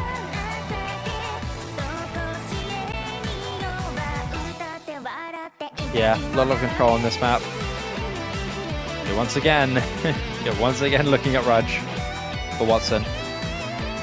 And let me just quickly double check the last matches here, see if that was picked at all here for Watson. Doesn't seem like it actually was picked. So this is the first time we're seeing it from this team. So you don't actually know what roster they set, but you never know. This might be the dream roster they're looking for. We'll have to wait and see. Rudge definitely expected to be on this, but on the side of Wayward Goated, this is a daunting team here. Les Perry, Siki, and Zyfrost. Les Perry going on a crazy high from his performance on that No Mod 3. So we're looking for that to potentially continue. Or we're going to see Watson get another point on the board. Maybe get themselves 3-1 up. And Siki doesn't seem to be in the lobby. Maybe we're seeing in a ball. Maybe production issue. Yeah, we're getting the panic buttons here. We're trying to refresh the clients, but Siki is not in the lobby. He hasn't left the actual match. So cannot tell if he's playing or not. But we're just going to wait for that to refresh. Maybe see if we can get him back in. He's currently in the lobby according to the My Player link, but we can't actually get him to play. So yeah, I mean, I guess all we can do now is just look at the maps at the moment. I mean, so far it's looking pretty good for Rudge and 315 holding on to 2 good combos. But yet again, we can't see the combo from Siki. Everybody is dropping. The other 2 combos from Les Perry and Zyfrost going down here for Wayward Goated.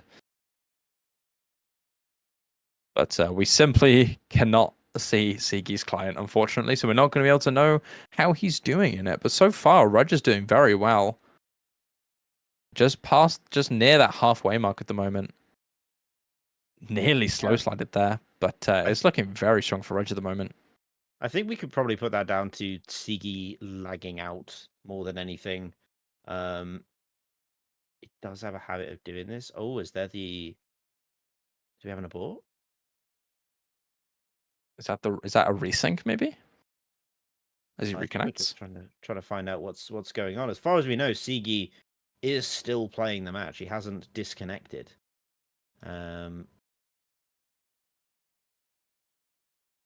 I need an update from production about what's going on. But yeah, we are currently just waiting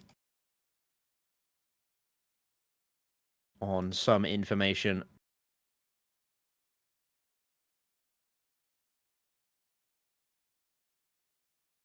But as far as we know, they're playing a match. Oh, we have we have found out Sigi has indeed crashed, which is why he's still showing up in lobby. But we have confirmed he has left.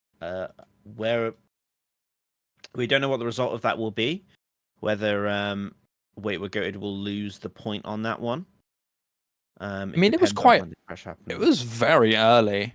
I wouldn't be surprised if this is a restart.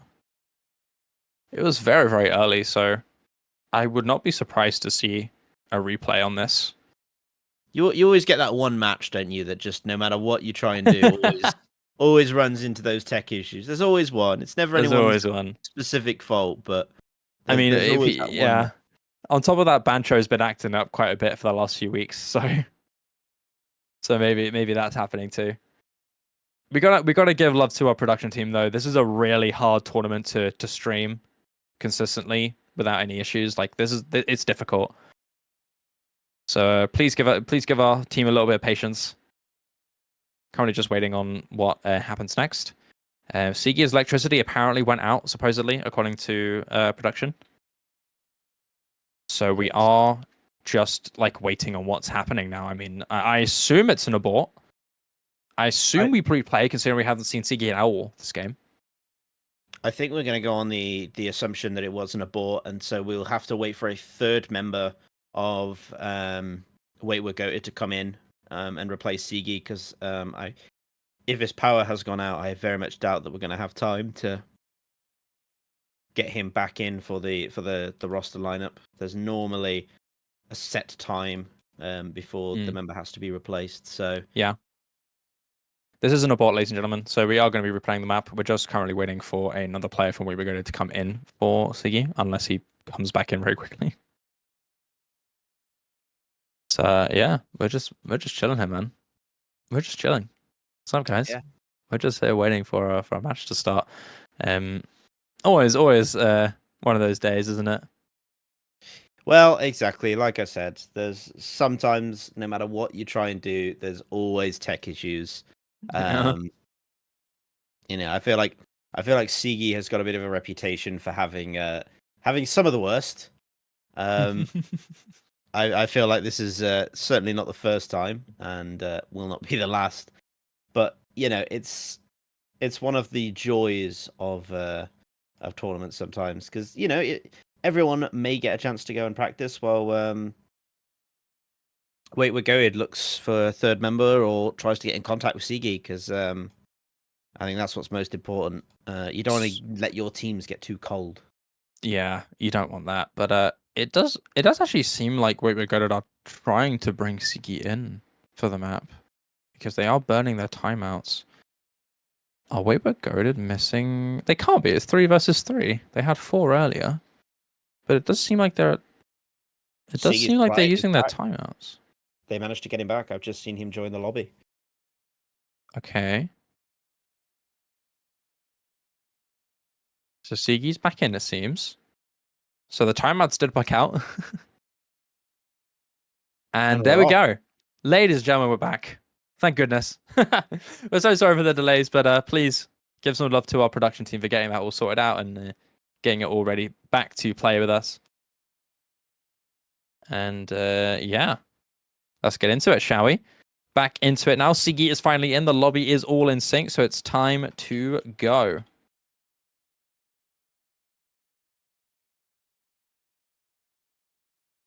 Yeah, we are still having that tech issue. I think possibly because of Sigi's client itself might need to be reloaded, as that's the audio client. But we will get that back for you momentarily, and hopefully we can probably get this underway. Is the audio back? Is the audio back? Just waiting for it to resync. Has to resync with Sigi's client. Nope, the audio is not back. Can chat hear the game audio? They cannot. No. Oh, no, it's always something. It's tough. I'm not gonna sing. There we go. We got it. We got it back. I think from at least I can hear it. I don't know if you guys can hear it, but I can hear it. And we are only a third of the way through the map, so we haven't missed too much. But we're back into it now. We're finally getting our groove back in going. So let's look at the squad lead so far. Wait We're Goated holding on to a good early advantage here. Both Sigi and Rudge holding on to their full combos, but the recoveries here leaning just slightly in favor of Watson, despite that early advantage for Wait We're Goated. And past this little first PI section, you've got a lot of control in this, a lot of 1/6 burst with these volatile sliders. Hard rock plus high velocity is really scary, so you cannot miss on us anything a little bit on these slider sections. And thankfully, nobody goes down from either team. It is still Watson holding on to a tiny advantage, but not by much. Only just under 100 combo is the combo lead for this team at the moment. Yeah, and the accuracies are very even as well. Both teams holding that like 96 to 97%. Sigi dropping slightly alongside 315 as they try and maintain their combos. It's fluctuating up and down, but mostly everybody seems to be holding on just fine. But one break is we've got to be due one soon, because everyone's just holding. Yeah, nobody's missing at the moment. It's just those early sections from 4 of the players missing earlier on in the map. Outside of that, their combos are looking great. Rudge and Sigi, the 2 players to look out for at the moment, holding onto their full combos. And as we're getting into the little Ki section here, difficulty with the sliders especially starts to ramp up a little bit. And the control starts to amplify. And Watson are slowly starting to get away with it. And there's Sigi, there's security. Same with Parry, 2 of the big combos for Waitwood go down. Rudge, though, is going to trade one of those breaks, but it's still the 2 recoveries that are leaning in their favor. We're going into a massive Floam section here, one of the most difficult parts of the map. The 3 combos are still looking great. Zyfrost is trying his best to keep his team alive in this, but the rest of Watson are still pushing him. 3-1-5 though, he has dropped, but it is traded by Zyfrost, and Riot, the last combo standing here, surviving the guitar solo section, and going to be pushing his team most likely into the ending and winning his team the map. As long as there's no major catastrophic fall apart, this 150,000 lead in favor of Watson is going to carry them ahead. And Riot is absolutely destroying this in the entirety of that guitar solo section and pushing further ahead into the ending of the map. And that is going to be it, ladies and gentlemen. There's no room left for Waitwood to push now as it approaches 100,000 score. Riot is soaring ahead for his team and will indeed get the win for the map here. Not a full combo, unfortunately, but still a reverse choke. That early miss was all that there was. And yeah, Riot going to be taking it 100%. Yeah, I think there's been a lag once again on Sigi's client, but the score has gone through. Look at the desync.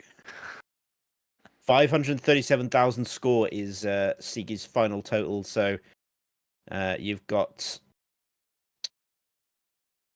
Watson coming out ahead with 272,000 score in favor there. So not too far off what the scoreline is at the moment. But that is a very good victory for for Watson, despite the disconnect issues surrounding their pick. Yeah, that's Watson taking it now. And it's up to Waitwood to try and bring something back now with their next pick.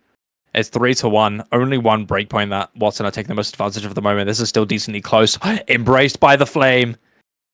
Parry is time for him to pop off once again for this team. 800k last time played on this map. And it's time for Rudge to try and contest that. This is hype. Wait, you assuming that Rudge is not into this?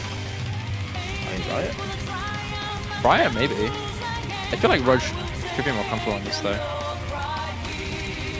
It's a little heavy on the stamina. It is Riot. Okay, damn Dimash, you're calling it. I'm just saying. You're calling it. Okay, you know, I'll let you do the call. Yeah, no, I mean, Riot's just he just loves his stream maps. Yeah, that's true. Which is why I was kind of like, oh, can Watson win on these like Amia maps, because that's a lot of what they were picking, but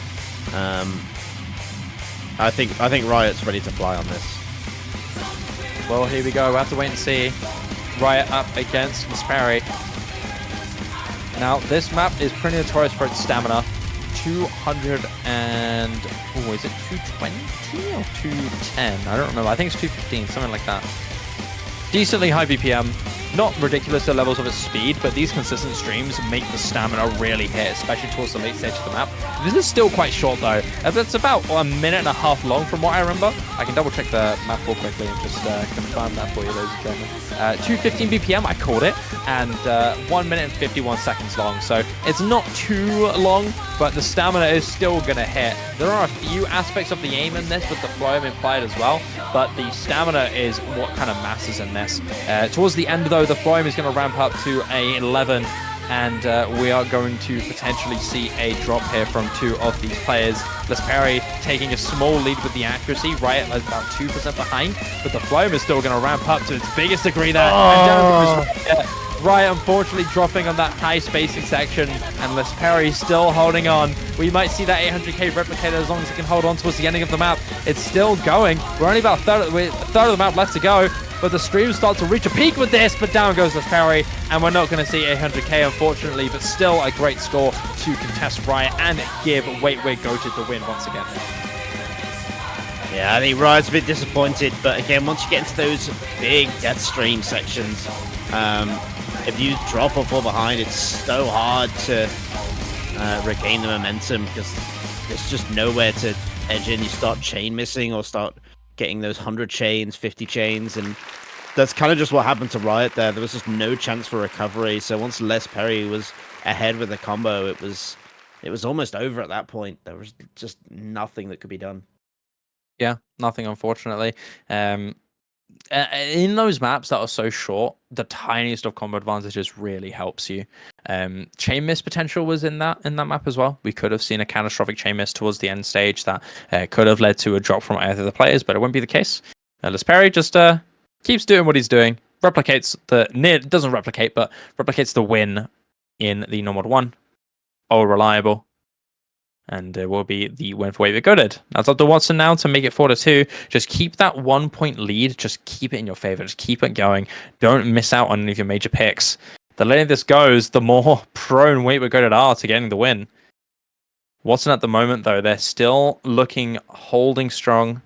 And it's up to their next pick now to get them that 4-2 lead. Question is, what is it going to be? The last picks we saw from this team was Hard Rock and Double Time Mechanics and AIM as well.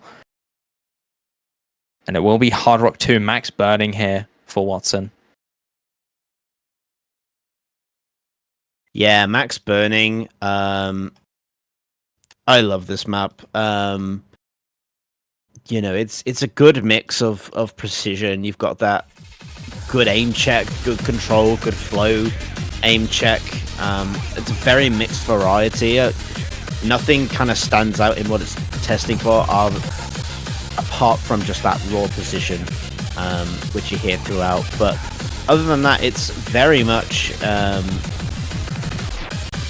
all-round aim-focused precision map. And this 2v2, I think, is either going to work in favor of Watson if they've got that good solid second member, or Les Perry and Zyfrost are going to go ham on this map. I don't know, man. I have to wait and see. I mean, Roger and Riot, I feel like, are the most expected players to be in for this. But Les Perry and Zyfrost are definitely the two players that I think are the next best players for Waver Goated. This is some crazy precision. It's a decent amount of I don't know how to explain it. It's got some weird slider patterns here and there. Not like weird sliders, more like slider sections that just kind of are high velocity and pretty volatile. And with the CS being so high, you have to reliably hit them consistently, and that's a tough thing. That's a tough thing to ask. A few doubles there as well, weird aim sections, a few weird control sections, but yeah, this is crazy precision.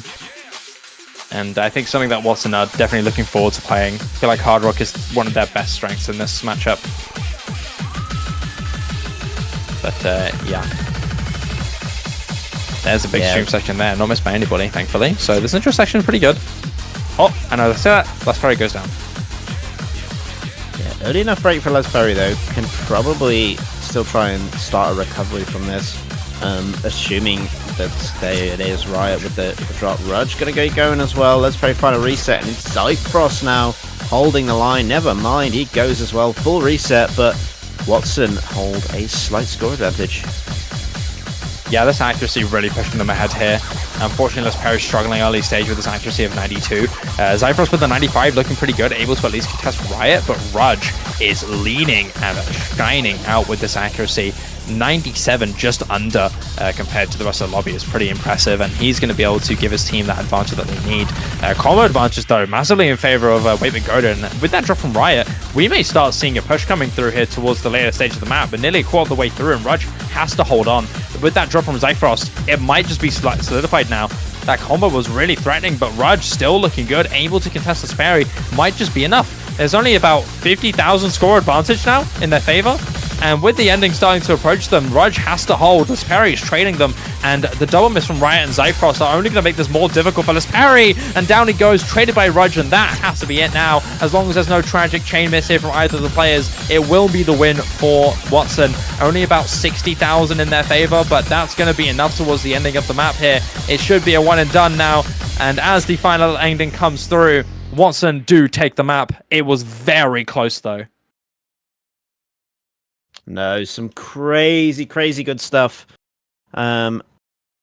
from Watson here. They do manage to pick up another solid point, despite not having the members that they would have probably potentially liked on some of these maps. They're doing insanely well to actually be in this position, and they are the most likely to win this match. They've still got that break point in hand, so they can just pick into their strengths. But we've got a ban phase to get through first.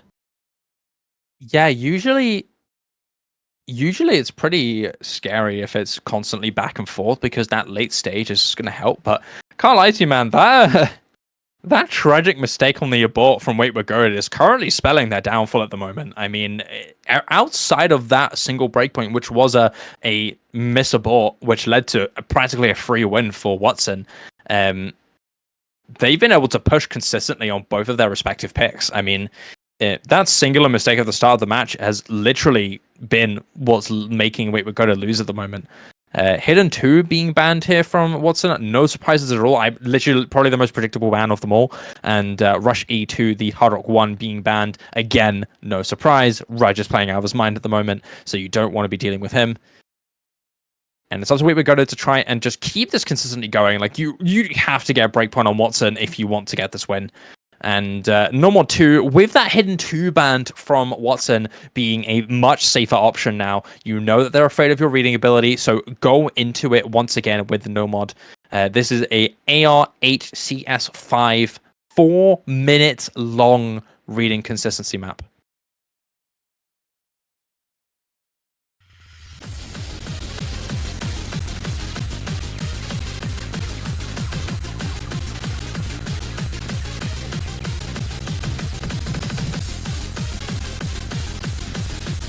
At the moment, we're looking at our teams, and none of them Watson have hopped in just yet.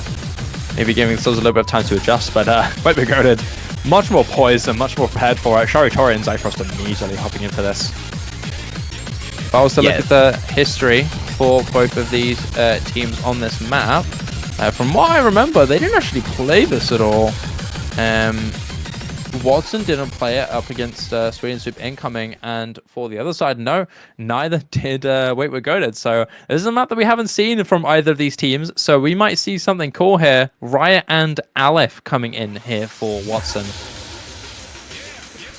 Why am I hearing Hard Rock 4?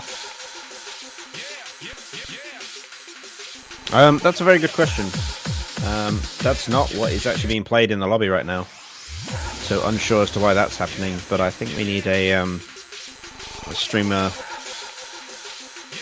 I think we're running into another set of technical issues at the moment. One of these streaming tools for our streamers at the moment doesn't seem to be working at the moment.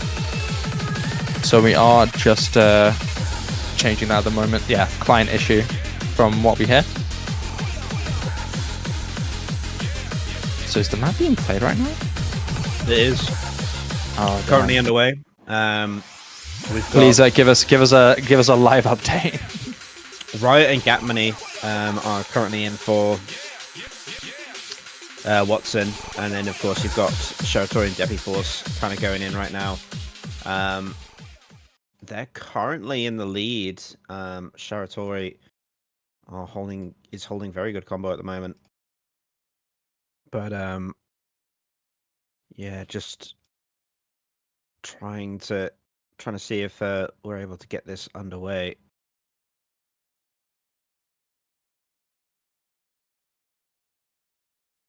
But it looks like, yeah, we're still running into these technical issues. Yeah, I mean, I have no information. I can't really do anything at the moment. I'm also running into issues with my own client. So, like I said, it all kind of just goes wrong. Sometimes there's just nothing you can do. Sorry, guys. We're And sorry. this is one of those times. We're trying, guys. We're trying. Not much else we can do at the moment, I'm afraid. We're just kind of sitting here waiting.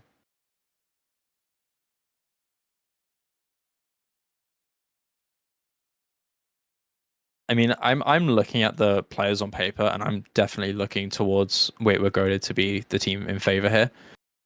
Sharitori's done really, really well on hidden recently, and Zyfrost is actually underrated on his hidden from what I remember. Okay, I think I do have some information. As of right now, Sharitori's still holding on to a 650 combo.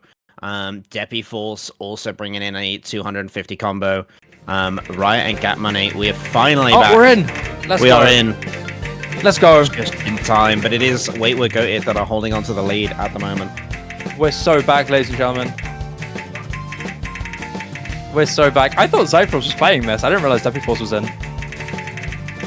I swear, I thought Zyfrost was in for this. Oh well, whatever. But yeah, getting into it, I mean, this is a pretty long map, and we're about 3/4 of the way through already, so we don't have to worry about the long 4-minute drag. We can just deal with the most important parts of the map at the moment.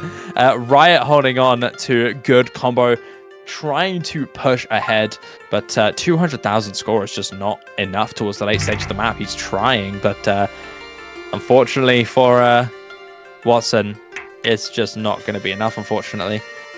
We're going to be going now soon into the final ending section of the map. I mean, it's not entirely over. Some big misses coming in from Sharitori and Deppy Force. If they cannot recover, then it will give an opportunity for Riot and Gap Money. But Gap Money needs to kind of build that combo back up, support Riot. They still could do this, but no, I don't think so.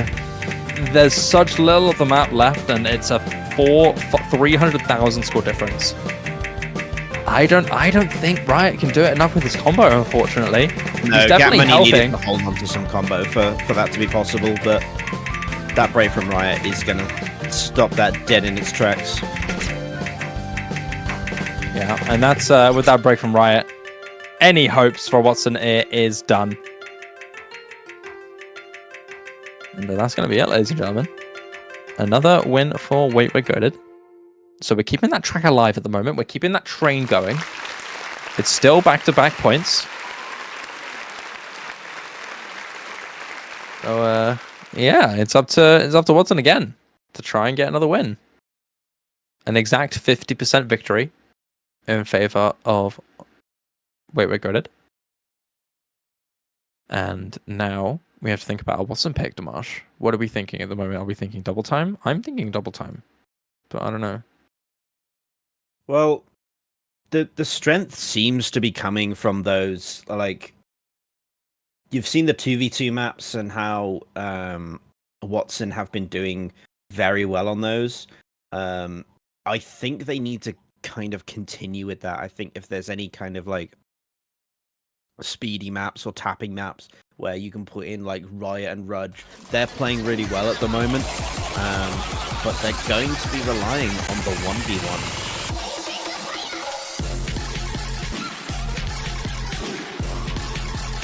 With free mod 1, it's a dangerous jungle. This free mod 1 is crazy, actually. This is a crazy difficult map. It's got a lot of frightening control in it. I think this is probably the hardest map in the pool, personally. I mean, maybe the second most difficult map outside of DC1. It's got some ridiculous levels of tech control with lots of aim in it and lots of rhythms that are kind of weird. Super fast back and forth jumps as well. This is CS 3.5, however, so aiming is a little easier. And that's why you're maybe thinking of a hard rock player potentially coming in for either of these teams. And it doesn't seem it's going to be the case, actually. Seems like 315 will be in for the hard rock instead of Rudge or Riot. But it seems like 315 may be a lot more comfortable on this, maybe a lot more comfortable on the control. Sharitori on the hidden for Wait We're Goated.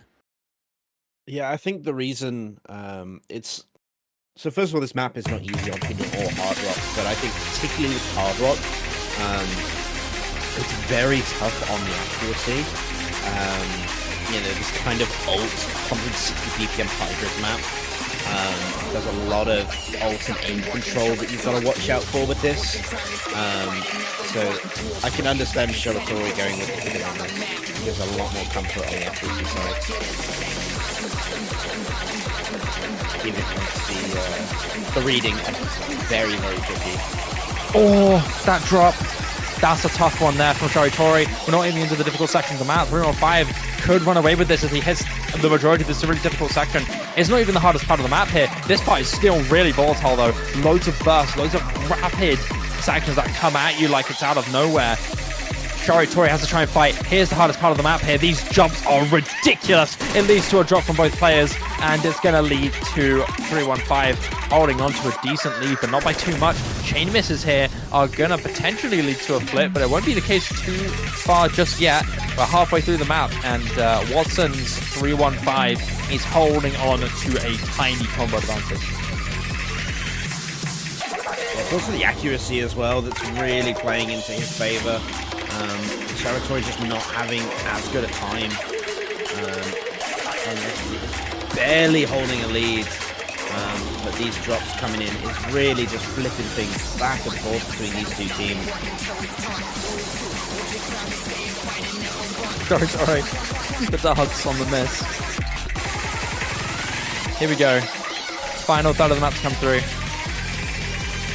And difficulty is going to start hitting an absolute ridiculous level.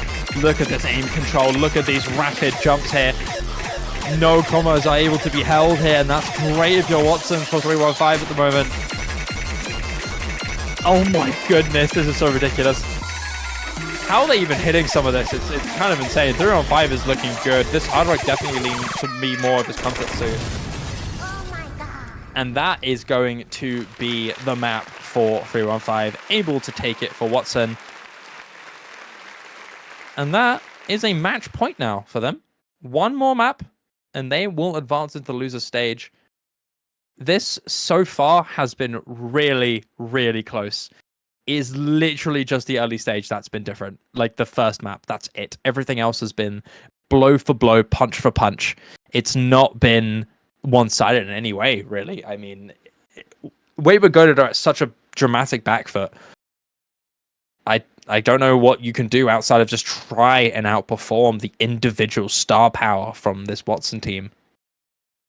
Well, I mean, I think with the diversity that we've got in terms of their lineup, they're able to pick a lot better than Watson. So their own picks are helping them, but that mistake all the way back in the beginning is just tripping them up right now. And they've got to find a way around it. They know that this next pick, this hidden 3, is probably going to be decent for them. However, it really is going to come down to that last pick from Watson. Have they got that final map that they can pick over We Were Goated? Or are we just going straight to a tiebreaker? Because that's what it's really going to come down to, that last pick from Watson, I think. Yeah, I agree. I definitely agree. Yeah, I feel like this map is definitely a lot more in favor of Wayward Goated in this one. You need a lot of hidden comfort on this map. It's a slightly higher AR aim consistency, but it still has a lot of linears and wide angle jumps that you need that good comfort to be able to apply consistently on the hidden. I mean, Wayward Goated have a great supply of hidden players, especially with Lesperi on the aim. Lesperi's just been an absolute beast for this team, consistently performing incredibly well on the map he's on. So I'm excited for this, and I feel like if there's one thing that makes Watson struggle on this one, it's their lack of players. They don't have any of their diverse hidden players that can really aid on this. You don't, for example, let me just double check. You don't have Haunt, you don't have Dido, you don't have Vine. You're struggling on this, you know. I don't think Vine is actually a comfy hidden player from what I remember. I feel like he's just strictly a number 1 guy, but that might just be me. Aleph saying smoking out help goes to show how uncomfortable he is on something like this. You're more looking towards Riot and Rush to try and pull something for his team, but on the other side, you've got a daunting trio here. So going to the first PI, only drop being from Aleph at the moment. You've still got 3 full combos on the side of Wayward Goated, but there's the first drop from them. Kadama goes down. Rudge and Riot, well, Rudge actually still holds on, but Riot does go down. traded by Shoritori though, so it's a 1 versus 1. Lesperi and Rudge, we've seen this time and time again with these two players holding on to the biggest combos and trying to duke it out for the win. Yeah, although some big drops coming in for Kodama and Shoritori, so possibly an opportunity if Rudge though goes down instead, so it's Lesperi with the door, yeah. Really missed that, yeah. I don't know how I missed that drop from a while ago there from Rudge, but Lesperi's just able to soar ahead now. And Weibo Goated are starting to oppress us to degrees that are going to start soon to be insurmountable. Nearly 300k as they build and build with this combo from Lesperi, and the great recoveries here from both Kodama and Shoritori. Shoritori, though, does go down on that little scrim section before the stop of the heavy aim section. Kodama also does go down, but it is traded by a solid wipeout there from Watson. And with Lesperi dropping, it's a full lobby reset. And you know what that means if you're Weibo Goated. No ability for any kind of pull away for Watson. We're just starting to approach the final third of the map, and that's it. Yeah, this kind of like pure anti-aim, it's so uncomfortable that you can't repeat what you did necessarily on a previous play. You kind of have to go into this map to map and hope that your aim is just on point, because it's so unpredictable, the way it switches from its high to low spacing, that it can just make or break a run. And at the moment, Watson are not having a good time on this. Yeah, we're going into the guitar solo section of the map now, the bridge before the final KI. And some solid build-up here, actually, from Watson. But as I say that, Olive and Riot both go down. And it's once again Rudge left on his own to try and do something. Lesperi with the combo able to suppress him, and the recovery from Shoritori uncontested, able to bring that pull away. And as we approach the ending, Weibo Goated are going to be able to push to a degree where they will take the map, and it's up to Watson to get that final win on the board to get themselves ahead.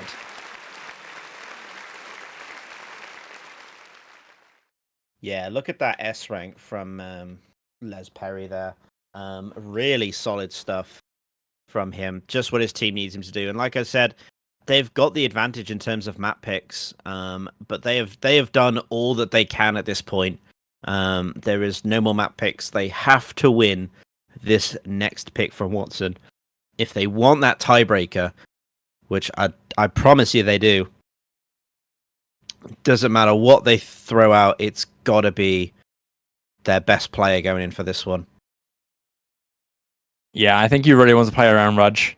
I feel like he's been having a great game here. You have to play around him. Question is, what will that be? Hard Rock 1's been banned, Hard Rock 2's been played, Hard Rock 3 has been played, Hard Rock 4 is still open, from what I remember. But that's a risky one. So I'm more thinking maybe maybe the DT1, but that's risky in and of itself. Oh, what is it going to be? I got no idea. What do you think, Dimash? Do you have any kind of clue at all? Because in my mind, it's got to be either DT1 or DT3. I'm leaning more towards them putting out DT1 it's okay, but it's very dense, overlapping streams. I feel like if you imagine they're going to put Lesperi in, if you're Watson, they put in Lesperi, I don't think you have a good time on that map. If you're Rudge, I think chances are you don't come out ahead on that. So I'd lean away from doing that. But it's important to let people know at home as well that Watson have used their timeouts. So we saw that the Wait were goated when Sigi had the disconnect. They used all of their timeouts, which equates to 1 minute 30 seconds, 30 seconds for each timeout, to try and get him back in. Now Watson are doing the same, hopefully to kind of try and practice whatever map they are looking to go in for.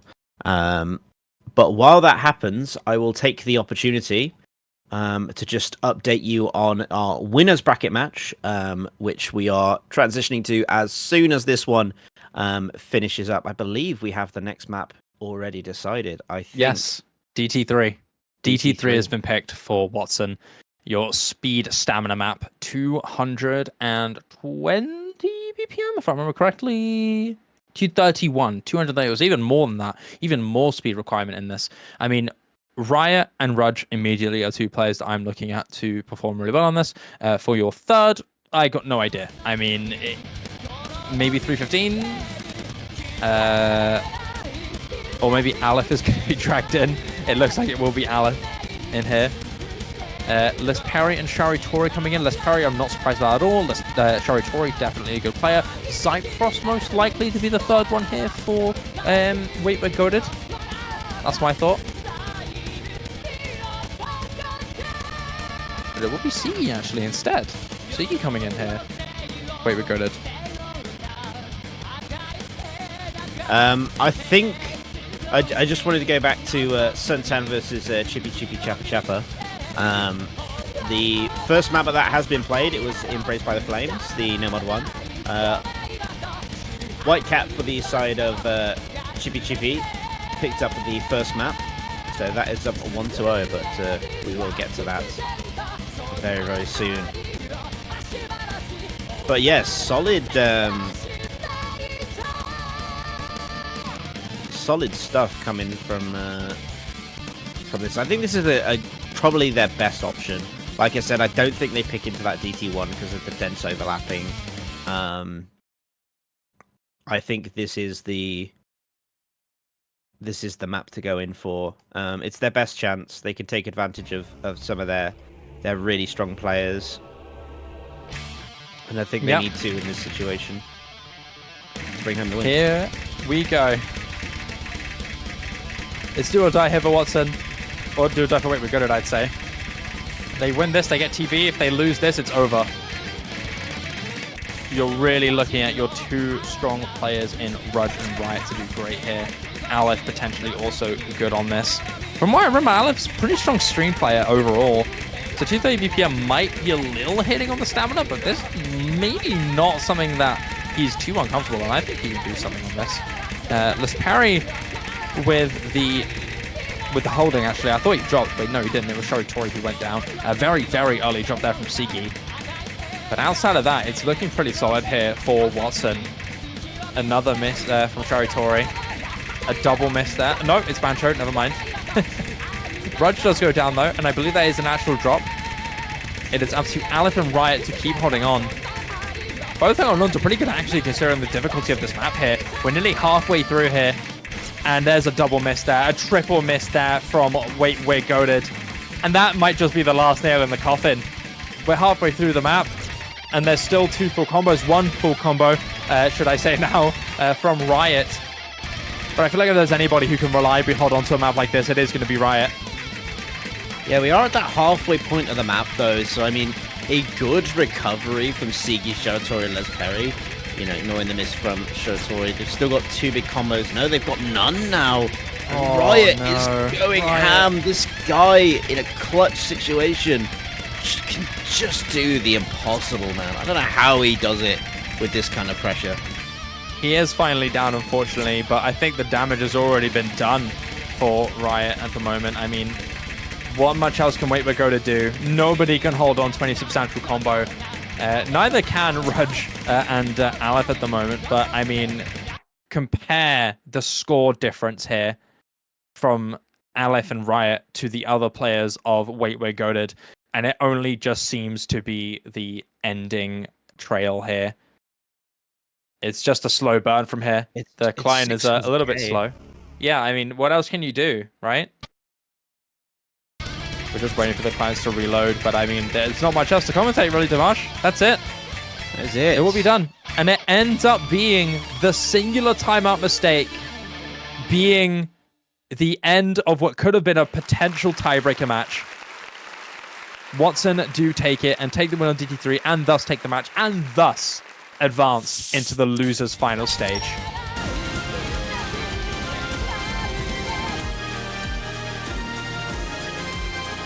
Yes, Watson are your winners.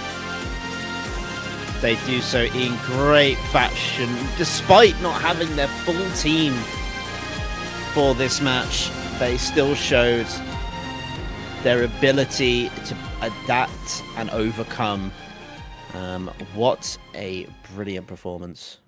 Yeah, they were missing a ton of players as well. It was quite literally just like half of their team. That's literally all they had. There was almost an FF from Watson. So glad to see that one. But I think, ladies and gentlemen, I think we got to transition very quickly because we actually have a match that is currently going live at this moment as we speak. So I should probably start heading out because, Damaj, you're going to be sticking around and being joined by Takani. So I've been Sad Shiva. Thank you very much, ladies and gentlemen. Thank you for the streamers. I'm going to be heading out, and I'll pass you guys over to Chipi Chapa Chapa against Suntan. Probably a match that I think you guys are much more excited to watch. So, people, I'm going to be heading off. It won't be long. Literally, do not go anywhere. We're there in like 2 seconds. All right. I'll see you guys around.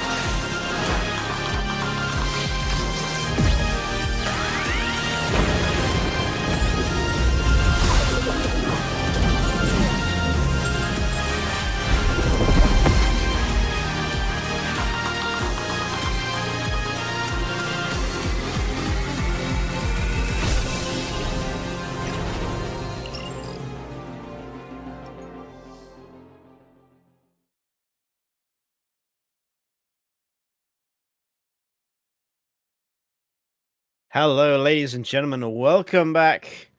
We told you it'd be a short one. And it is indeed a quick one because we want to get straight into the next match, which is Suntan versus Chipi Chapa Chapa. We have actually just come off the third map in this matchup because that one overran mainly due to the technical difficulties that we ran into. So hopefully we get a bit more of a smoother performance with this one. I'm, of course, Damaj. Joining me for this one, it's Taikani. How are you doing, my dude? I am doing quite well, Damarsh. How are you?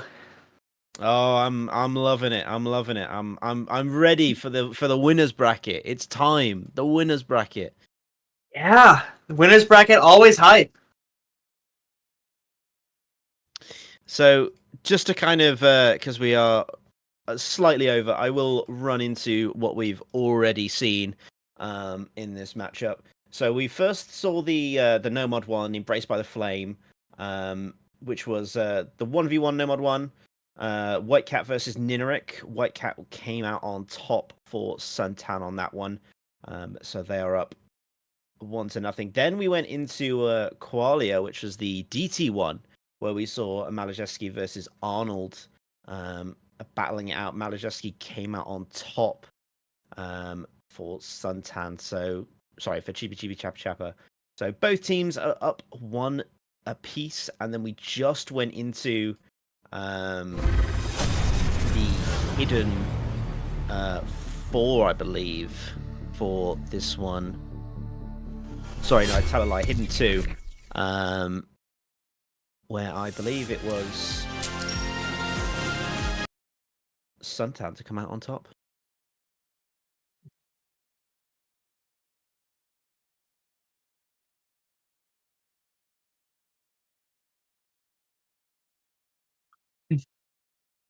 No, I tell a lie. I do have that backwards. It is, in fact, Chipi Chapa Chapa, who are currently up 2-1. Yeah, it is hard to come into these matches. I really wish we did see the gameplay on those. The 1v1 maps are always exciting.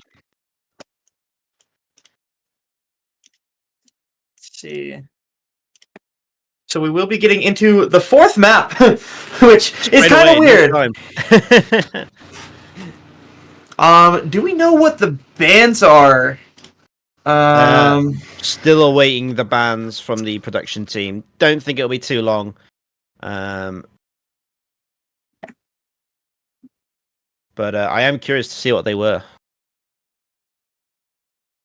Yeah, okay, so we don't know what was banned after the first 2 maps were played quite yet. We are going to see a pick come out from Suntan. It's free mod 4. It's the first 4v4 map of this match. This one, free mod rules, you're going to have 1 hidden player, 1 hard rock player required. The other 2 players can be no mod, or they can also stack on mods as well. There's a lot of freedom with free mod when you're playing 4v4. You can choose whether you want to over mod for the score. You can choose to just have the 2 no mod for consistency. Either works, really. I imagine we might see a slight over mod, just given the amount of hidden comfort players in the lobby.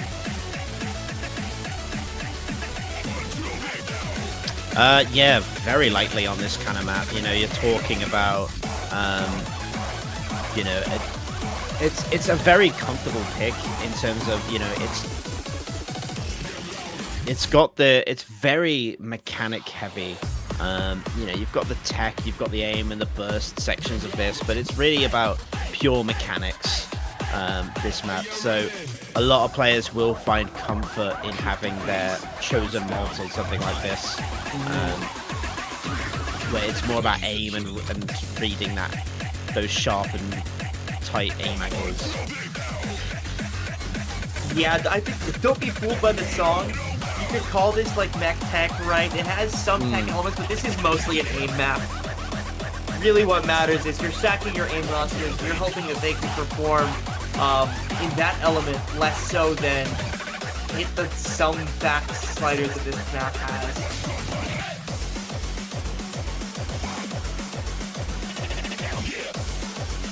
I think we're just trying to get the map started. I think we got our lineups here. So we got Manajewski, Krilla, Zudinator, and Emrak versus Chikoni, Whitecat, Intercamming, and Arnold. So these 2 teams, you can see why they're in the winners bracket. They have got some of the best players in the world. Period. Yeah, this is an all-star lineup. I'm wondering, they might have already started playing. I can't see that from the MP though. I could be wrong, but oh, you're right. Okay, there we go. There it is. Yeah. I'm not sure what happened behind the scenes. Okay, there we go. No technical issue this time. Into the map we go. Free mod 4. You see hidden on Malashevsky and hidden hard rock on Zudinator 14 Suntan. You see hard rock on Whitecat and hidden on Arnold 2014 for Chipi Chapa Chapa. So no overmods here. And 2 no mod players per team. I'd argue Zuti going with hidden hard rock is a tiny, very tiny overmod. Very tiny.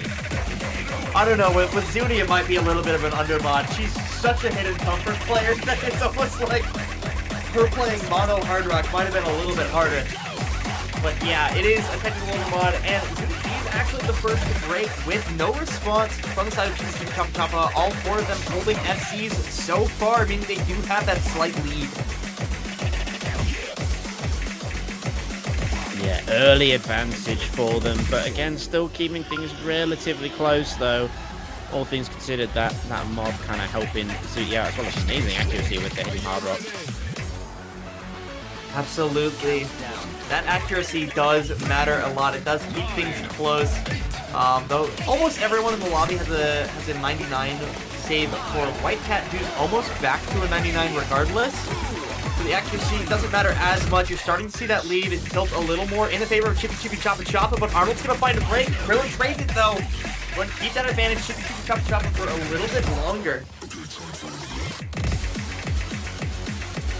Yeah, they're maintaining with those 3 full combos, but again, suntan are hot on their heels with this one, looking for one of them to make another mistake. And if they do, they'll be right in there with their solid performance players. See White Cat fall on the hard rock.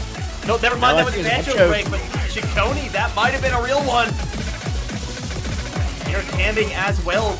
Fell down with Chiconi. That's huge. That's 2 FCs gone, and your Nomon FCs at that. White Cat does fall. That's absolutely a real break. Trades out with Thriller and Zutinator, but there's still 2 FCs on the side of Suntan, and those 2 FCs will make the difference and take the point for Suntan. We are 2-2. Yeah, good, solid pick from Suntan. They knew what they were doing with that one. They have the lineup to really do some damage on these 4v4s, and you see that with the Malachevsky Emrek double FC in this situation.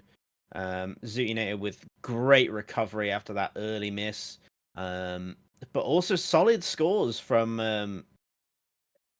Chipi Chapa. I think it was only Arnold who had the unfortunate timing of missing right in the middle of the map. Yeah. 632 combo.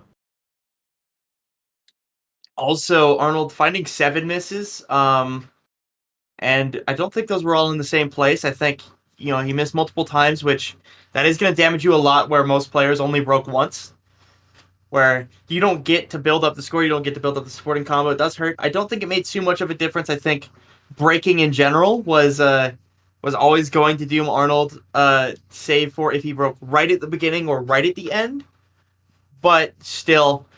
Chipi Chapa couldn't take it back, and now a complete change of tune here. Here we go. This is what I've been looking forward to all week. Suntan versus Chipi Chapa on Rush E2. What a map. Take us through it. Yeah, so this one, you're gonna have a lot of really difficult rhythm control on this. Along with some pretty difficult aim at points, and you're looking at 1v1. 1v1 on this kind of map is brutal because you only have to put one player in at the cost of you have to put all of your faith in that one player. Given the difficulty of this map with the rhythm control, you better hope they practice it a ton, because if they break once, it could be doomed entirely. They don't have a team to back them up. It is only them. It's so difficult. Teams need to very carefully consider who they're putting in for this. We do see Malachevsky in the lobby for Suntan. I think that makes a lot of sense.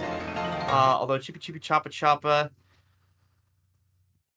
may still be looking for a player, may have a tourney client issue. I'm going to put that down to a tourney client issue, as I think I can confirm that it's I think it's White Cat. That sounds correct. It is indeed White Cat. Okay, White Cat was in slot 6 instead of slot 5, so didn't show on the tourney client. Oopsie. Or the 1v1 screen. It's like we did get an abort for slots, so players will be restarting. We were very short into the map, only about 15 seconds, so didn't lose much of a score. I don't think we saw either player break yet.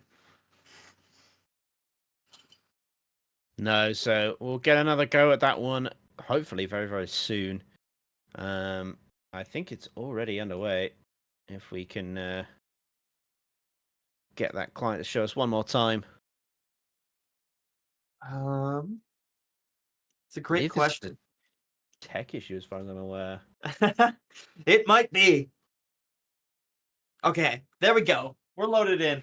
I want to say that was just a ref talking to players moment. It could have been. It could have been. Yeah, EMP okay, it didn't was. leave, yeah. And I assume the stream hears nothing like we hear nothing. There we go. We're back. Lovely bit of piano for us. Let's kick it off with Rush E2. Flow aim on this one, pretty difficult alongside those bits of rhythm control. So far, though, I think Malashevsky and Whitecat are both great players to put in, specifically for that flow aim aspect. Both of them are great with that. Malashevsky, though, is going to fall. He is, I think, a slight misread. Whitecat has the combo lead. Not for long, though. He does find a break soon after. The player's fairly close in accuracy and in combo. Yeah, the heavy control nature of this means you've got to really give it all you've got. A lot of finger control that'll trip you up. Like you said already, misreading coming on certain parts of this. But at the moment, things relatively even. Malashevsky on the slightly better recovery, but Whitecat chasing with an equally good combo, just slightly behind. That said, it's anybody's game. Like, act drops even could determine it. And we are seeing a lot of act drops from Whitecat, not quite as comfortable. You're kind of seeing these smokes come out across the screen. A little bit of mistapping, which is a little bit scary. But he is holding combos, so you know what? Can't blame him. And here we go. We're looking for that big drop now. Nearly 700 combo for Malashevsky. We've still got a fair amount of the map left to go, though. There is time for this, but again, both of them doing insanely well on this map. Look at them go. So impressive, and the score is so close. It's only a 30k difference between these players. Into the last quarter of the map we go. The flow does not get any easier, I'll tell you what, but both players holding on so proficiently. The highest spacing patterns in the map. Both Malashevsky and Whitecat won't give any ground. It's continued act drops from Whitecat. What really matters is if Malashevsky can hold both of them, hit the space slider stream. Whitecat breaks right after.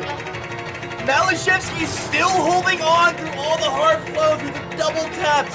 His flow control immaculate, his rhythm control immaculate. Malashevsky making the difference in the ending of this map. Holy, what a performance from Malashevsky. Wow, that recovery. A 2-miss. We're talking about a 2-miss on Rush E2. And it was a misread. That was how he missed. It wasn't the flow. It wasn't the rhythm. It wasn't any of the hard mechanics. He misread a stacked pattern. That was the 2 misses. That is absolutely ridiculous. That is insane. You watch the ending of that map and the way it goes from stacked back into the flows. It did eventually catch Whitecat out, but even then, he still had over 1,000 combo on that map, which is just insane. These players are so good. Yeah, that's the Malashevsky difference. Man, that was Chipi Chapa's pick. They were really relying on Whitecat for that. And then they just forgot about the Malashevsky difference, I guess. We'll see. It's Suntan's pick next. Having won that Hard Rock one, they should be feeling pretty confident about their next pick. This is their chance to consolidate a break point here and get themselves up 4-2 before the next ban phase, which would be huge. Like, absolutely massive. We'll see what they go with, though. Yeah, I mean, that breakpoint really opened things up for them. Again, they've shown that they are proficient on both the 1v1 and in the 4v4. So we're going to see a bit of a 3v3 on the free mod again. I think this is right up their alley, using the free mods to their advantage. Yeah, free mod 3. So again, this is going to be the 1HD, 1HR, and you have you have a slot that you can dedicate to a no-mod player, and given what we saw on Free Mod 4, we probably are going to see that happen, where we have a dedicated no-mod player, and then just one dedicated HD, one dedicated HR. Watson's won already. Let's go. Watson wins! Let's go! Let's go! I imagine that the risk of an overmod is going to be too much for these players to take at this point. So they are going to be taking a second to field their rosters. Not many players in the lobby quite yet. We do see Malashevsky and Ciccone. I'm pretty sure Malashevsky is honestly just perma-lobbying for Suntan. And only Ninarek for the side of Chipi Chapa so far. Yeah, I mean, this Free Mod 3, it's this kind of like flow gimmick map. You'll see it. You'll see what I mean when we get into it, but it's not. It's got a bit of rhythm to it as well that you got to watch out for. You got to watch out for those slightly funky rhythms, but compared to like the Free Mod 1, which I think the way that these players seem to be picking these 1v1s, we might end up seeing. But you'll see how rhythmically intense the Free Mod 1 is, and it's not nowhere near like that. It's very much focused on its flow and gimmick elements. Yeah, this one is very, very weird. In the beat map description, it's described as the gimmick of this is hating gimmicks, which I think is very funny. This is all over the place in terms of what it tests. It's really your full tournament gimmick ability, not one specific thing. You know, it's not specifically your reading or specifically your control. It is everything under the sun. And already, this is what we mean. Yeah. The Ryusei Aika method, just the huge straight sliders across the screen. Now, we do see the mods come through. There is no overmod. Malashevsky Hard Rock, Kriller hidden versus Ciccone Hard Rock, a Kolibet hidden with Emrek and Scroll on the no mods respectively.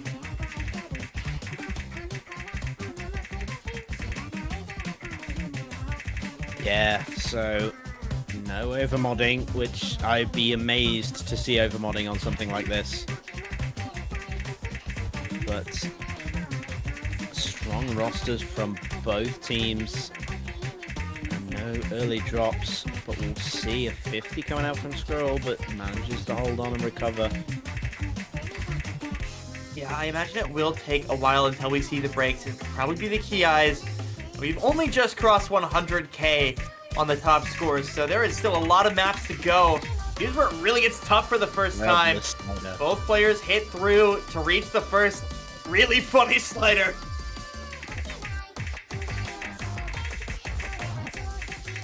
Also worth noting, Emrek is holding 99.5% accuracy right now, which is so huge for Suntan's lead. With no combo drops, that accuracy matters so much.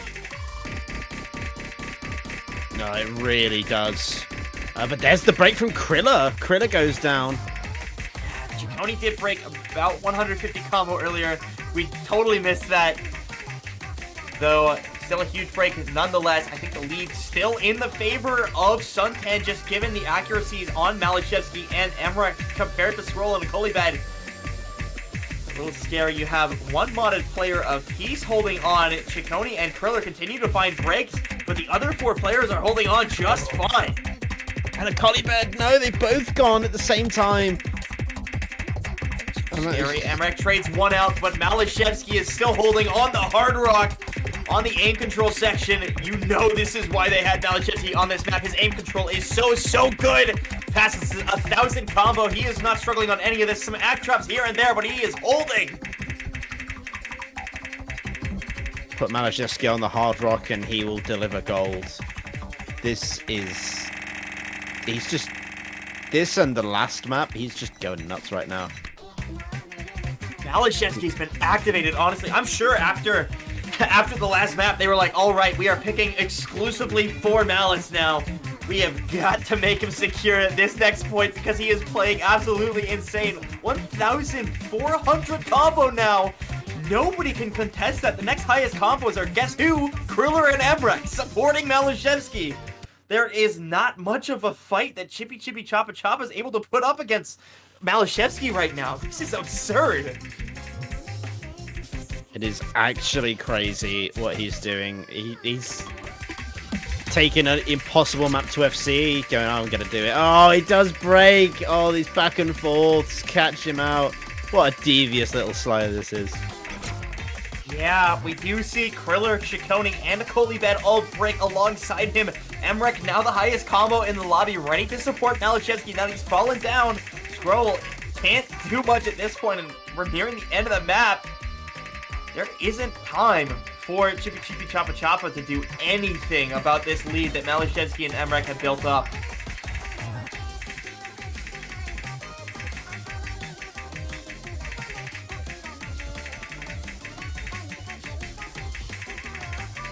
Yeah, and look at Emrek just holding the line.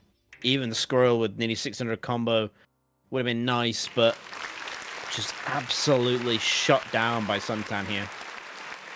Yeah, 750k on this map with Hard Rock is no joke. That is an absurd score to have as your top score. Your Nomad player was your second place, and it wasn't close. Like, that's insane.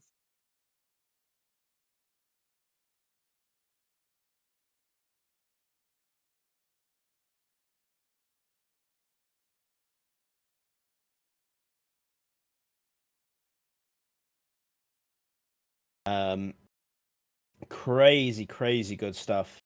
Scroll as well though. Yeah. For Chipi Chapa on the Nomad, done really well. 838 combo, 95 hack. But just what can you do? What can you do when Emrek does that? It happens. Malashevsky even. The Malashevsky effect, the Emrek effect, both of them just, I mean, I think those are literally the two top tourney players at this moment, right? And it's so hard to overcome that team score, putting one of them on Nomad, putting one of them on sort of, I guess, comfort mod almost, to take that kind of score. Chipi Chapa Chapa, I'm sure quaking in their boots a little bit. We are to the next ban phase, so each team will ban one map each. And then we'll be getting into Chipi Chapa Chapa's next pick afterwards.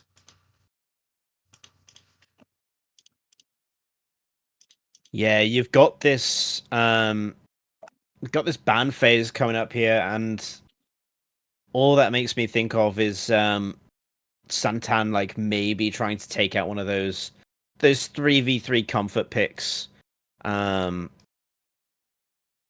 against Chipi. Yeah. Now, in the last ban phase, we saw Suntan ban Fremont 1, Chipi Chapa Chapa ban Hidden 4. You're going to see DT2 go away, so not a 3v3 comfort pick, but this one, something Suntan feels might be a little contested, which makes sense given the speed elements of the map. You know, you look at Chipi Chapa Chapa, they've got a very good speed roster, not one that you're really going to want to face if you're Suntan. It absolutely makes sense to get rid of that. You're going to see the Nomad 4 go away. That's the sort of alt aim control map from Chipi Chapa Chapa. And I imagine that's almost just a Malashevsky ban. Seeing what he's been putting up on the aim control in the past two maps and saying, yeah, we're not doing that anymore. No, let's try a different formula. I think is the go-to for that one. But the question is, what do they pick now? I think, is there still one more 1v1 up? Yes. Hidden 1 is still available. That's Coco Soko. Very heavy flow aim, which a little bit dangerous, I'd say, to try and go into. It's going to be Hidden 3. Time to say goodbye. Very aim-focused, 250 BPM map. Yeah, this is this kind of anti-aim style map. It's a banger song. Most people will know this. But because it's that anti-aim, you have that. What it means is you're just very uncomfortable playing this map. You've got those changes from very high to very low aim spacing. It constantly changes, and it comes in a variety of shapes and sizes, which just ruins your day. Yeah, it's very much that standard like Kalita-inspired aim, where you have the constant momentum changes, you have the very strange angles to try and hit. At 250 BPM, this is, like, you'll see the angles on the stream, you're like, oh, that's not hard to hit. And then you have to remember, the speed that we're playing at here, that is more than hard to hit. Pretty much the entire map, it's not even just limited to the KI, the entire map is just a slugfest of constant hard aim that it can trip you up, especially playing hidden. The density of the reading, not crazy, but significant enough that with the patterning of the map, it can provide a lot of trouble. Yeah, and again, look at that suntan lineup. Yeah. How do you plan a lineup around that? I mean, they've obviously got some of the best players themselves, intercamming, Squirrel and Arnold coming in for this. That's a good response team, but yeah, my god, this could be a slugfest. I mean, I feel like the way you plan a lineup around this is you go into the team group chat and all 8 of you copy paste the Gojo "Nah, I'd win" image and just believe in that. With all your might, you believe in that, because Malishevsky Zudi Emrek is always going to be a tough one to beat. We're in the late stage of this match. We're to the point where there is no comfortable picks. There is a lot of trouble to be had. We'll see, though. This could be the secret pick. This could be the sauce that they need.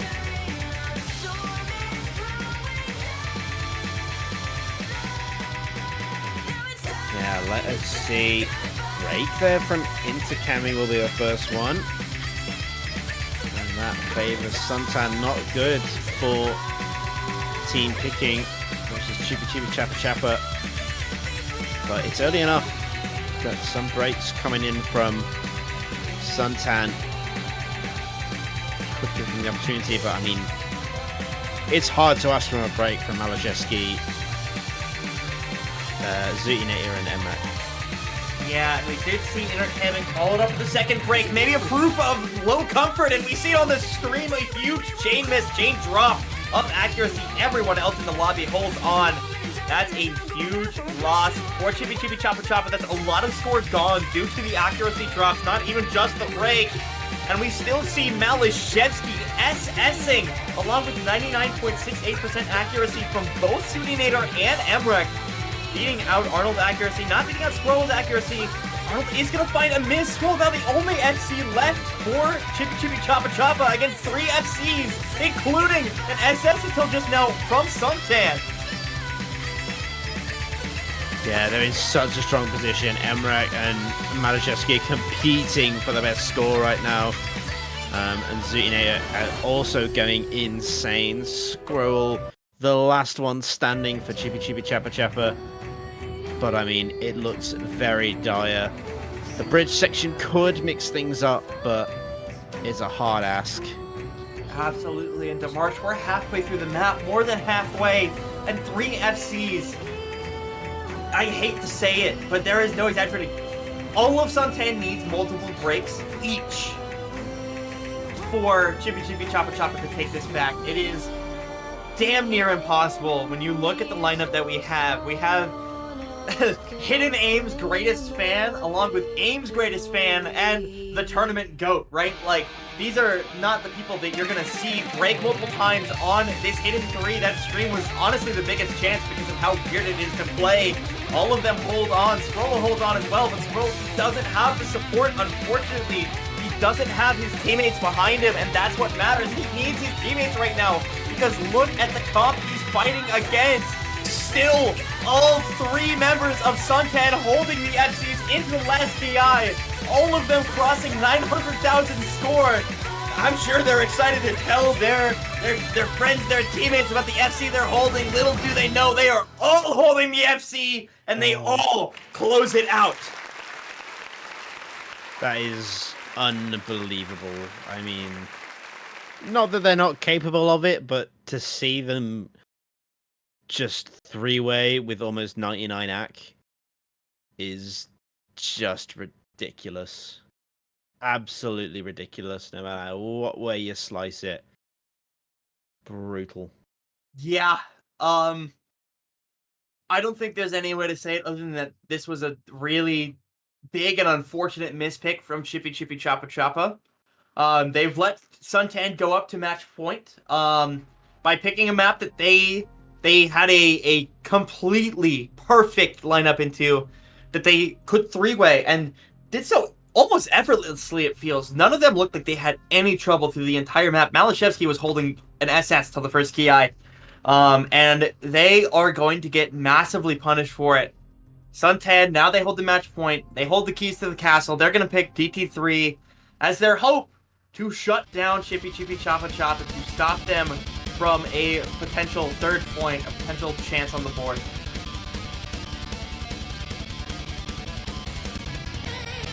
Yeah, this is it. They need to start rallying those points. Suntan match point at this stage. They've really got no more wiggle room left, and they're striking hard with this one. I definitely think this is one of their stronger maps. These kind of high BPM streams. You've got those like the streams on this are so long. They peak at something like 65 notes, I think, on the largest one, which is just ridiculous for something that is 231 BPM. Yeah, the stamina on this one and the finger control on this one, both of those are very, very difficult. And you see in the lobby, you see on the top half, Ninarek, Embrek, Mathy, a crazy speed lineup who are going to be comfortable with this. That said, I wouldn't count Chipi Chapa out on this. They also have a very, very solid speed lineup. You see Chaconi, Arnold, Intercabbing. Those are also some very, very good DT players. So these are people who have competed specifically in speed for years. So this one, honestly, I'd say it's almost a toss-up, right? Like, anyone could take this home, just given the caliber of speed talent that we have in the lobby right now. Yeah, it's looking to be, again, another one of those back and forth maps. You've got strong players on both sides. Chaconi, Arnold, intercamming for Chipi Chapa up against Ninarek, Emrek, and Mathy. Well-respected players in their own rights. And let's see what they can do on this map. Yeah, this map immediately gets into the difficulty too. There's not really a point where you get free combo in this map. I don't think so. Just constantly playing the 231 BPM. I would say this is honestly the easiest part of the map. And everybody holding on so far into the longer streams. This is where we're going to see the backdrops that really matter and potentially the breaks.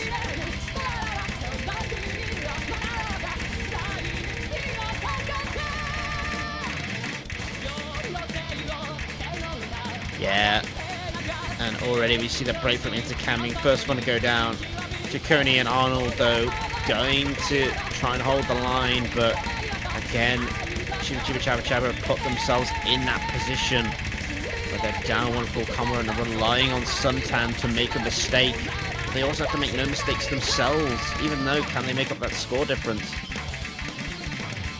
Yeah, they do see Chaconi fall, and still no breaks from the side of Suntan. We're seeing backdrops from Emrek, from Mathy, but they aren't breaks, and breaks are what they need. Arnold goes down as well. An entire team reset for Chipi Chapa. They only lose one player on the side of Suntan. We have Ninarek holding 99.5% accuracy through the midsection of this map. Emrek also holding a full combo just to support him, even if it's lower accuracy. The Marsh, I think it might be over. There's not a lot that they can do, even with a break from Mathy. You'd need a full reset to have come maybe 20 seconds ago to have a chance. They are down nearly 800k at this point, which is a huge ask for a team with 2 FCs still. Not only 2 FCs, but look at the accuracy in the top left. 99.65% accuracy on 231 BPM stamina. That is absurd. Ninarek is playing out of his mind right now. It's so hard to beat. You can tell why they picked this. They were feeling so confident on it. And I mean, suntan, I think a lot of people expected them to win going into the match, just given this team comp, and they have proved why they're in the winner's bracket and why they will remain in the winner's bracket going into next weekend. Unfortunately for Team Chipi Chapa, they will be heading into the loser's bracket. But it's not over for them. They still have a chance at it in the loser's side finals, so they're not done yet, and I'm sure they will be making a monster run through losers. This is a very talented team, but suntan, congratulations on winning. Yeah, solid stuff from them. They've had a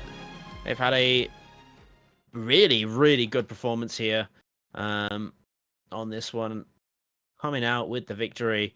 Chipi Chapa will be back, like you said. Losers bracket is going to be the area for them. They're going to have some tough opponents, but I think if they can play their cards right, we definitely could potentially see a rematch like this in the finals as suntan look to face the top seed in the bracket. I'm Korean 2 versus suntan is your the big match next week. That's the big one.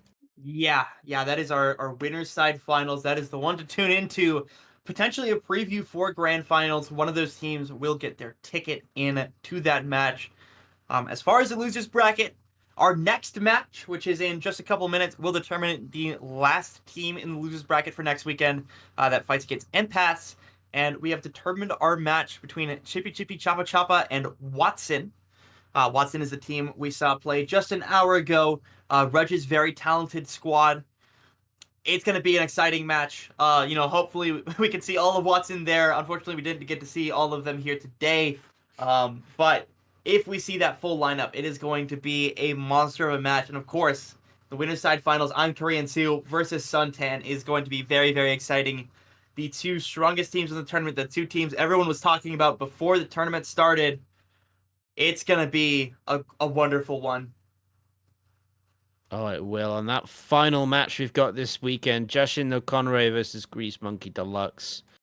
To round us out, still got that final match to go. Can't wait. You'll be back for that, of course, Taikani. I will be in just 2 minutes at that. Yeah, it'll be me and iFlame be our last match of the weekend. So stick around because we will literally be right back once again. It'll be a good time. Our last match of the losers bracket this weekend. The team will be going home in about an hour, so it's gonna be a good one.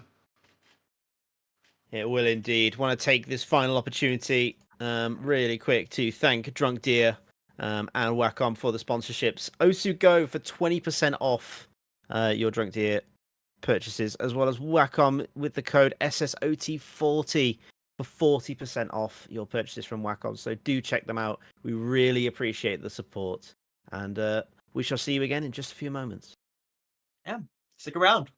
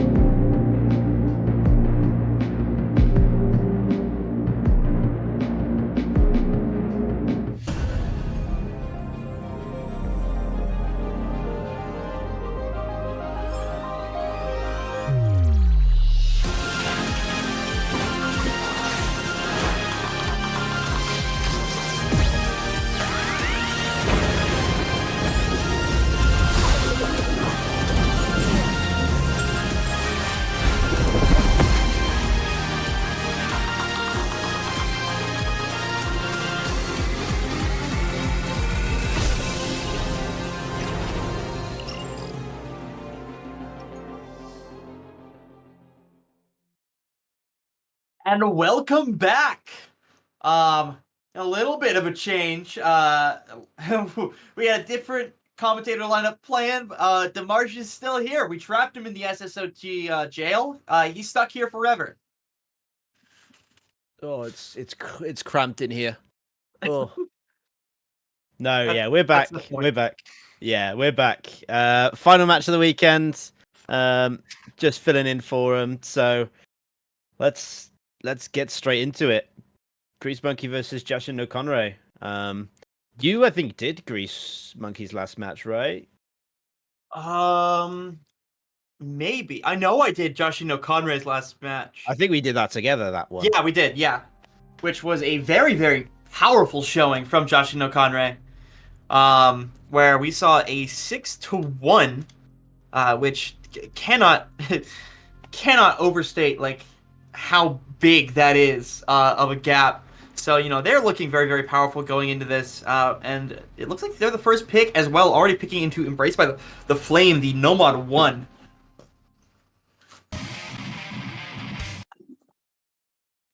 And they're straight into it. My God, that was fast. Yeah, no time for team intros. Let's just get into it. All right. While we're in the intro of this map, which is a little bit easier, go over Grease Monkey Deluxe. Their last match, 6-3 over Stockfish, eliminating Stockfish in the tournament. They have had a pretty powerful showing so far. I did cast them, I think, they were still in the winner's bracket, though not their last match. Meanwhile, Jashin no Konrei, again, 6-1. So they're coming into this with a very good look on this pool for sure. That said, there's a lot of info for both teams to go off of for their picks here. Yeah, we saw Rafis actually play this last time, and they've opted to put in Bunny Like Money instead of Rafis, which is an interesting choice because Rafis brought home 400k on this map, which is really respectable. Yeah, that said, you know, we're looking at it right now. We see 2 SCs on the screen. You know, maybe there was a point to bringing Bunny Like Money in. Bunny looks so confident right now. Past 300k. Matching the gamer. Bunny still SSing though, meaning, you know, a little bit of a lead for Grease Monkey Deluxe. But as both teams are FCing, both players are FCing, it's damn near even. We do see the act drops come through. It's literally the difference of 100 between these players. Bunny Like Money finds a miss. Gamer right after though with the chain miss from both players. Bunny Like Money's slight accuracy advantage from the chain miss. And with how short this map is, that's probably going to lock it in. Bunny Like Money 30k lead. Looking at taking the first point, a break point for Grease Monkey Deluxe with 600k. Yeah, Grease Monkey Deluxe coming out with the victory on that one. It's the recovery for Bunny Like Money that really made the difference, but still really close first map. That could have gone either way. You look at the miscount, and it's just slightly. It's mainly the hundreds as well, 17 to 2800. Yeah, it's just that's really close to start this off already. Yeah, it was. They both gassed out at the same time. It was just a matter of who recovered faster, which is really tough. That was the difference of, you know, a couple milliseconds of tapping. Like, that's literally it on that miss. So very close, but it is a break point. It is Grease Monkey. They're at an advantage as it's their pick next. It's their chance to go up 2-0 before the first ban stage, which is pretty monumental. They can pick their very most comfortable map without any worry at all. And then in the ban phase, they can start to sort of weed out what Jashin no Konrei wants to go with next before they get a chance to get a point on the board.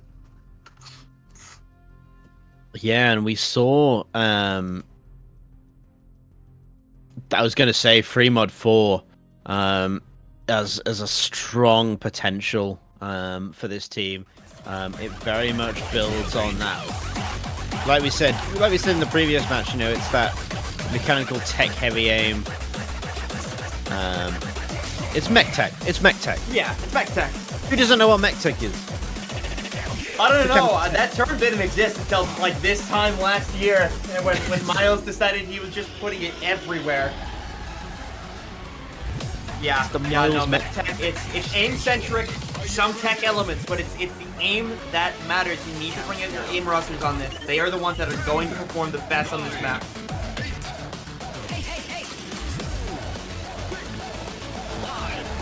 Yeah, very much aim-focused map. It's got the burst, it's got that tech element there. You know, the tech for the mech tech, so... But it is, like you said, it's aim. It's just aim.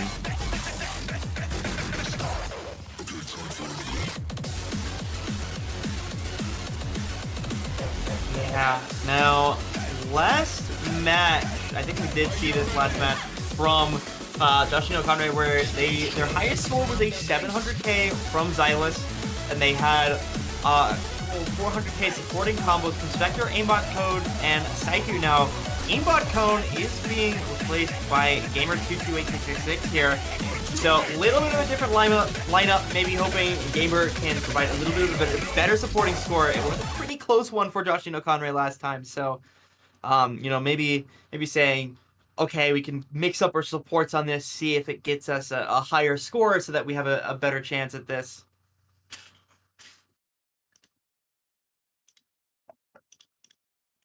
Yeah, and we saw as well that they'll be looking to improve on that performance. Still got Rafis coming in for this one, so they've still got faith with him on the hard rock. Yeah, there's no swaps to the lineup for Grease Monkey Deluxe, and that makes sense. They were looking really good on this yesterday. As far as the mods go, Hidden on Mildred, Hard Rock on Rafis. We saw this yesterday. Hard Rock on Saiku, Hidden on Xylus, which I believe was also the lineup we saw yesterday. Yes, it was. Only difference being that Welter coming in for Spectre, who was also holding a Hidden slight over mod.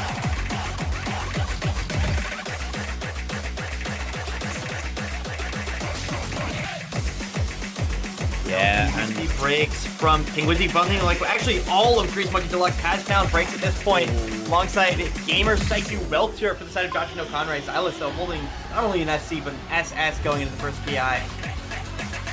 Yeah, and remember how important Xylus and Welter was. Xylus especially on the hidden was so crucial for Jashin and Konrei's victory yesterday, and he's demonstrating just why that is. Yeah, remember he got 700k yesterday on pace to match that. You see break come out from Gamer and Saiku, just Xylus and Welter now holding the combo. Fairly equal combos across the board for Grease Monkey Deluxe, but not enough to beat the Xylus Welter combo. They need to see one of them break. Otherwise, they're gonna be in a little bit of trouble here. But so far, no fall.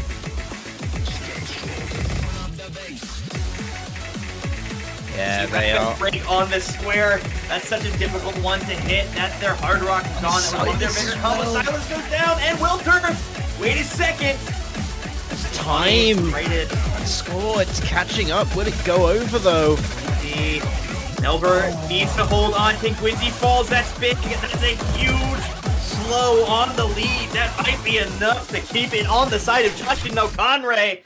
Absolutely. 2.2 mil to 2.2 mil. A 30,000 point difference is going to give Jashin no Konrei the break point right back. We are 1-1. They basically picked for each other. Yeah, nothing gained, nothing lost on that one. Absolutely solid performance from Jashin no Konrei on that. We know what they're capable of, and they're showing us that capability right now with absolutely incredible plays. But yeah, we're back to one apiece. And Grease Monkey Deluxe going in for the ban. Now we saw that no, I was gonna say that the free mods were banned last time, but now they're switching things up slightly. That was a very fast ban phase. I've never seen it go that fast. That was instant. They knew. Hidden 1 and DT1 gone. That's interesting. You usually don't see the bans come out.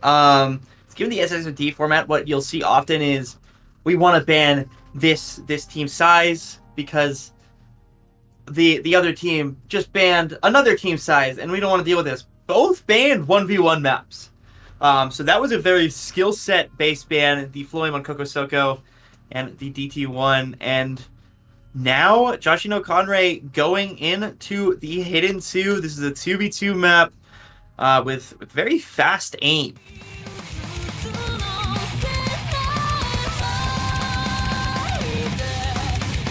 Yeah, this kind of speedy consistency.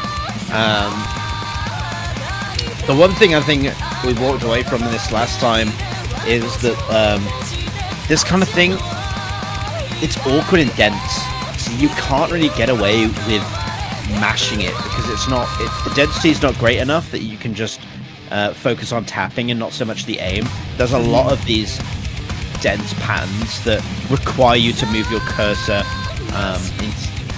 very ever so slightly, which can cause some players some trouble. Absolutely. You're really gonna have to hope that your speed rosters are comfortable enough to essentially ignore the speed, right? Like there are these some maps that are like, you have to be comfortable on this element of gameplay because you need to ignore this element of gameplay. Otherwise, you'll be caught completely off guard, and you'll miss.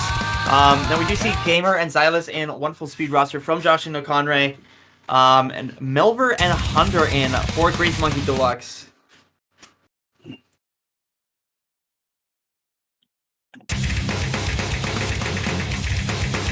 And we are off. Yeah, Melver and Hunter in for Grease Monkey Deluxe.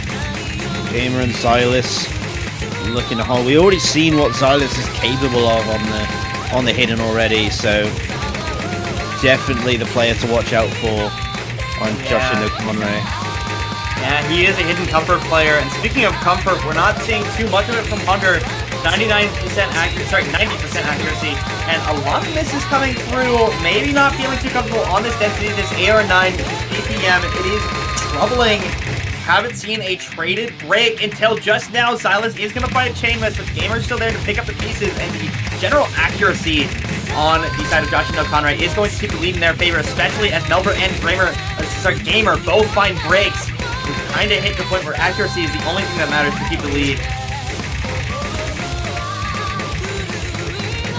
Yeah, Xylus not even managing to hold the combo here, but they do have that score advantage.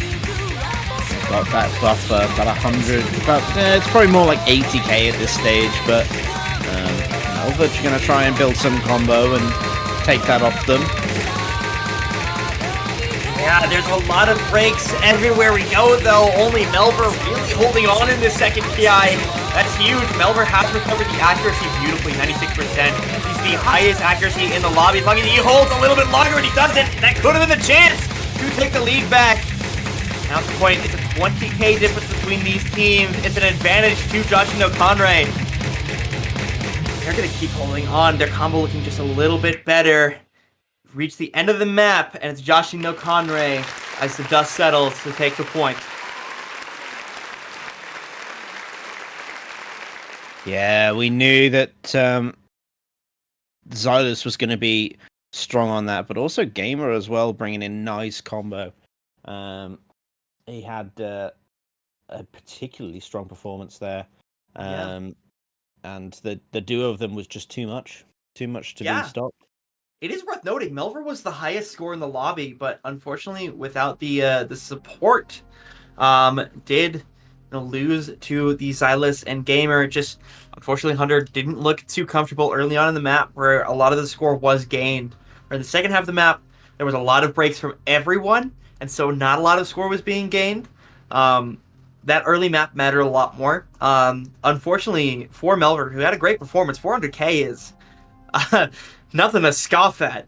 But Xylus and Gamer together just they performed better as a supporting each other duo in that instance, and it gave them the point despite Melver's high score.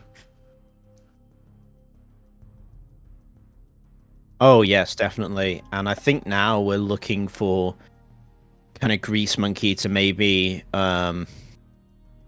we know that they've probably they could. I would say DT2 would be an interesting map, but more to the point of just to see who is better on that kind of speed aspect between Grease Monkey Deluxe and Jashin or Konrei. But again, a lot of the maps that were banned against them in their match between Grease Monkey and Stockfish were very much about taking out some of those. They can't really do the same here because the hidden DT2 is the hidden 4 DT2 maps are actually really strong for Jashin no Konrei. Mm-hmm. I've seen going to pretty mode 1. I was about to mention this. This was an early pick for them last match as well. This is something that we saw Melver get 400k on with the hidden. I imagine they're just picking back in saying, you know what, Melver performed good on the last map. Let's just put him back in. Let's see how he's doing. See if we can replicate the score or even improve it from yesterday. And 400k on this map is pretty damn impressive. This is a tough one to get through. Yeah, I think it'd be interesting to see who they're putting in for this, Xylus or Psyche. You put Xylus in if you're going with Hidden, and Psyche in if you're going with Hard Rock. It looks like they're choosing to go with Xylus for the Hidden. Of course, the Hard Rock on this can cause some issues. It's very hard to hit good accuracy on this with the Hard Rocks. I think if you can take it with the Hidden, it's a better choice. The raw mechanical difficulty of the Hard Rock on this is a real issue. And saying, we don't want to risk it, we'll max them in mod, I think is the right play to make. I thought it was a turning point connection issue, but it might have been an actual break from Xylus, yeah. Giving an early combo advantage to Melver here, along with the accuracy, 99.5% accuracy. That said, we're still early map. Things change very, very quickly. We're not in the intense part, not even close. We'll see as we approach this first TI.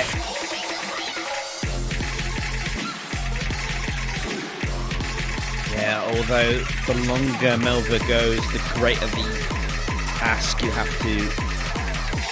Xylus has to achieve. He really can't afford another miss, but does find one. And Melver is looking insane right now. Melver almost hitting through all of the aim control. It was one slider break. What the hell? That is so tough. Hitting all of that aim control is absolutely insane. For a little bit of a free combo portion, a little bit of a chance for Melver to build that accuracy back up for the next PI. Xylus, meanwhile, having much more struggle with the accuracy. Melver does break. Slight combo advantage. Xylus, because of the accuracy, because of what we saw in the first PI, he's going to have trouble. He finds a misread, I believe, at that. Now Melver, once again, holding a dominating lead position. Melver looking really good. The accuracy difference over 4%, and that is huge. Even if the combos were similar,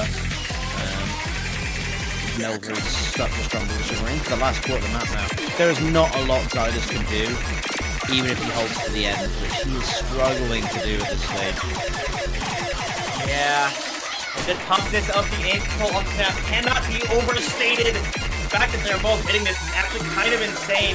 Ranked earlier, doesn't seem too much for Xylus, who doesn't have a way back into this dangerous jungle. A little too much for Xylus. Melver not going to be able to reach the peak that he reached yesterday on this map, but regardless, is going to set a winning score 2-2 on the points.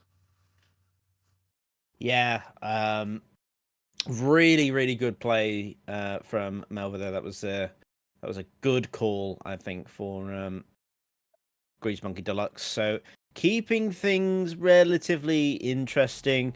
I don't think because these teams are relatively well contested. I think after the second ban phase, I think things are going to get a lot more interesting. More risky picks are going to start to come out. I think these teams are fairly solid in their map choices and what they want to pick into each other. Yeah, for sure. In the early part of any match, what you're gonna see are a lot of dominant picks, a lot of like, hey, we're comfortable on this, we're gonna play this, and it has been a little bit closer than that, which is interesting, and maybe a foretelling of what's to come.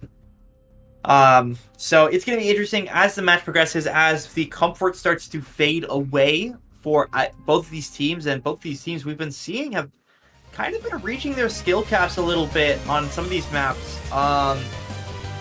As you get into the last couple of picks, it's going to be very interesting. It is a DT4 pick from Jashin no Konrei. This one, your AR 10.3 sort of Calibre DP aim. This one fairly standard. We've seen this type of map a lot.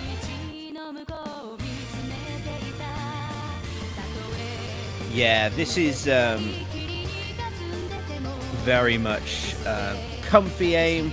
You've got those sharp angles, but honestly, it's outside of the 10.3. It's really comfy. I think the actual tricky part of this is finding 4 players who want to play this like 10.3 comfy aim. And Grease Monkey Deluxe have got some strong members, as well as Jashin no Konrei, so this could be interesting. Yeah, for sure. Just given the similarities of these rosters, honestly, on this kind of map, this could be very close. And last 4v4 map was a difference of 47,000 points, which was also aim, right? So, there is absolutely a case to make that this could be very, very down to the wire for both these teams.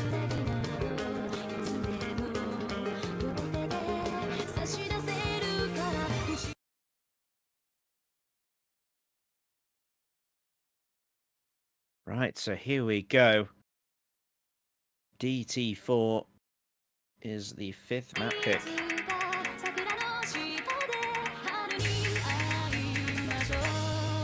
Let's see which team.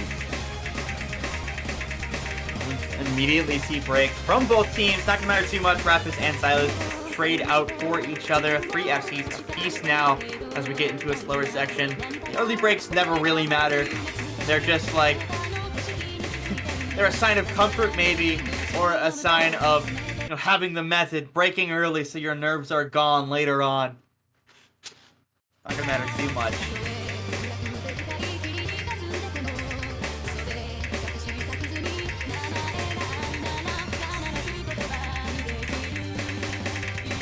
Are approaching first TI though. Where the aim gets the toughest, Rapus is gonna find a break. That was alongside, I think, the Gwinzy that could be a bench of break. Likely not. No trades from the side of Jashin no Konrei. Gamer does go down finally, but no. Trading 1 FC for 2 is pretty big. Delta goes down. Now we're back in sort of an even position.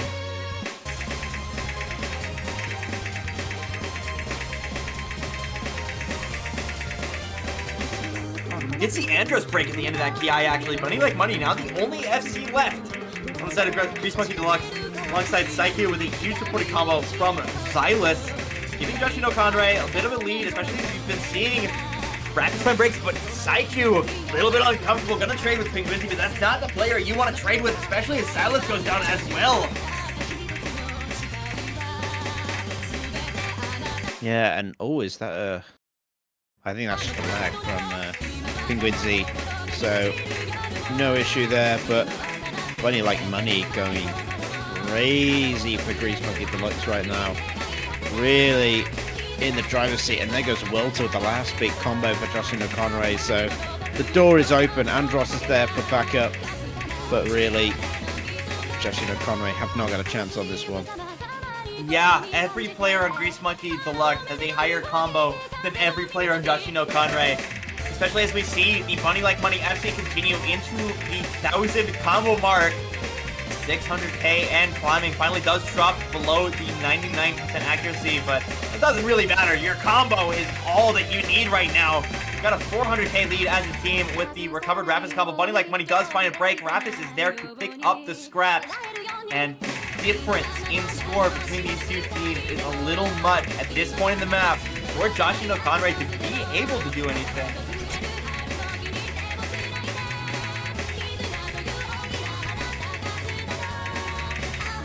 Yeah, there's just nothing Jashin and Konrei can do, even with some nice combos now from PsyQ and Gamer. It's too little, too late. Grease Monkey Deluxe looking good. Absolutely, and that's another breakpoint on the board. Grease Monkey Deluxe, they're going to be looking at their next map pick with a lot of confidence, saying, hey, we got a chance to consolidate it. We're feeling good. We've been feeling comfortable the past couple maps. If we've lost, it's been close. So, let's go in heads high and pick something we are more than happy to play against this team. Yeah, definitely. I think picking into this team, you really want to start at this stage picking very, very carefully.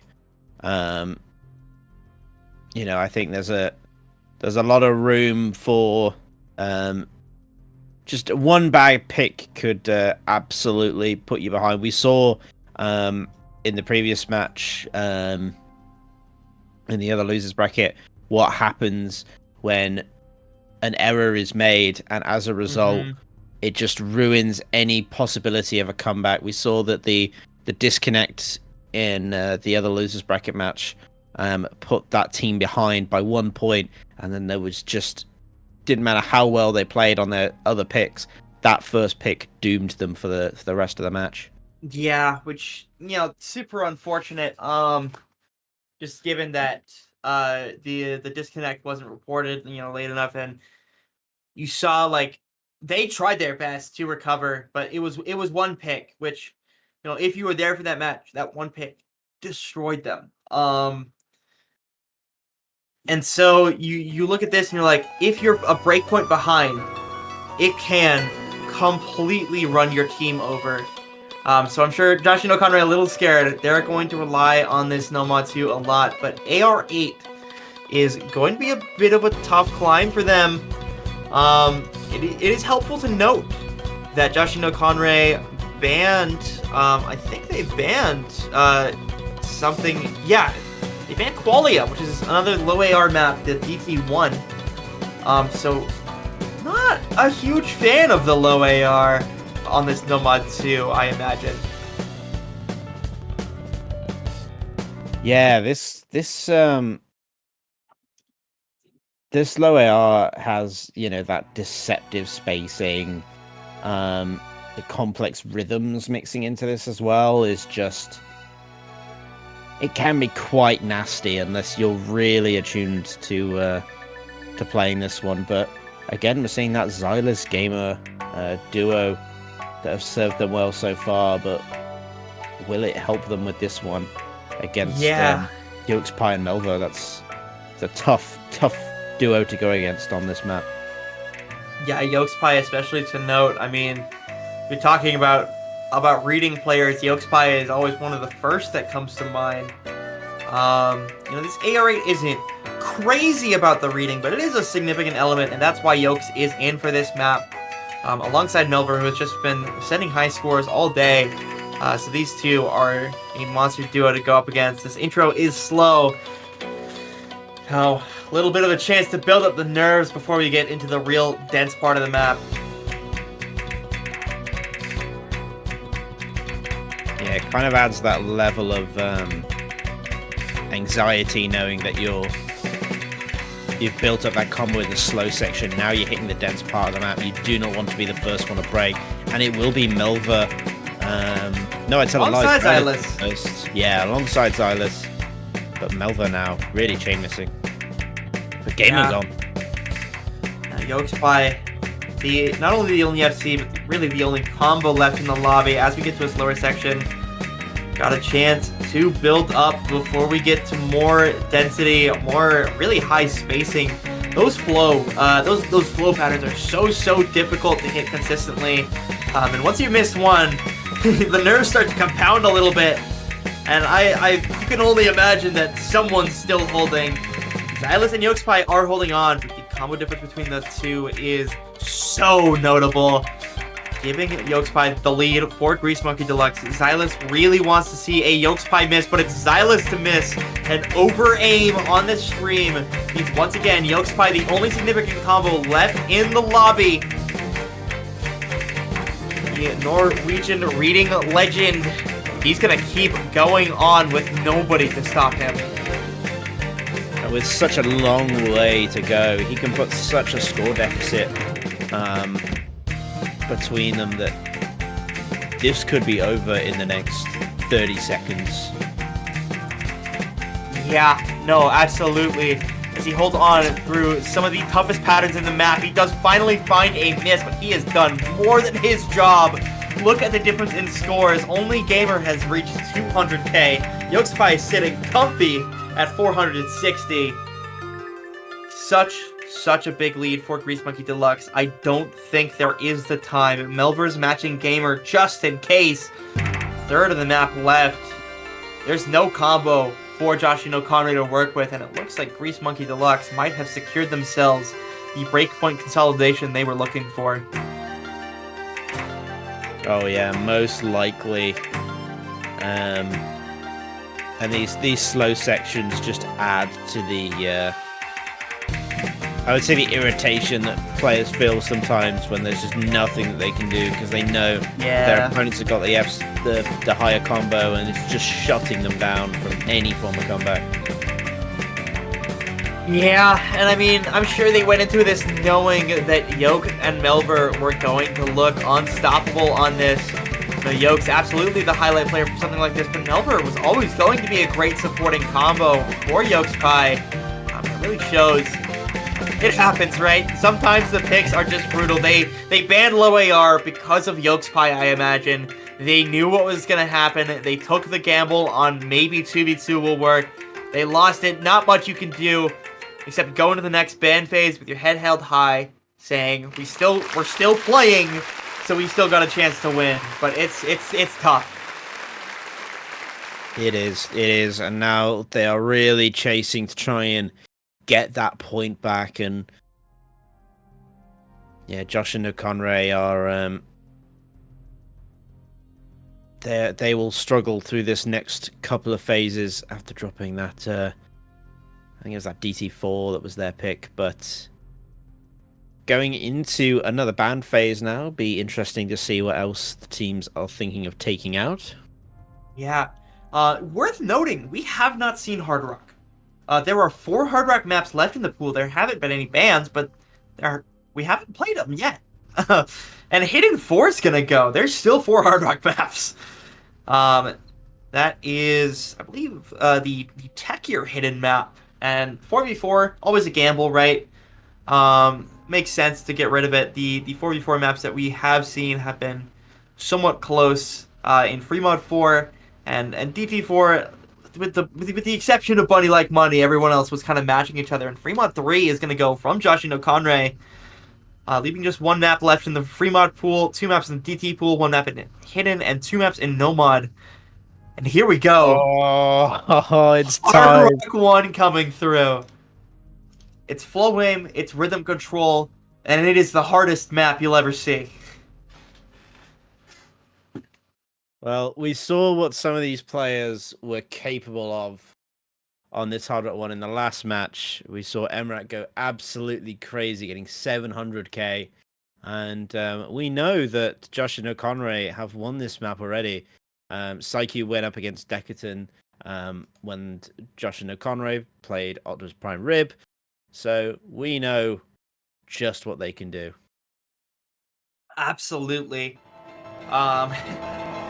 It's still terrifying. This map's still RNG. The flow aim in the first half, the little bits of aim control and the rhythm control sparse throughout is always going to be difficult. You're never going to be comfortable on this map. Maybe fitting for a song that is infamous for its difficulty in various online rhythm games. And this map, it immediately gets hard. You see the cuts come through early on. You see the flow never gets easier. These players have to pray that they can hit all of it. Rafis is the first to break. It's a huge chain miss. A couple act drops along with 2 misses.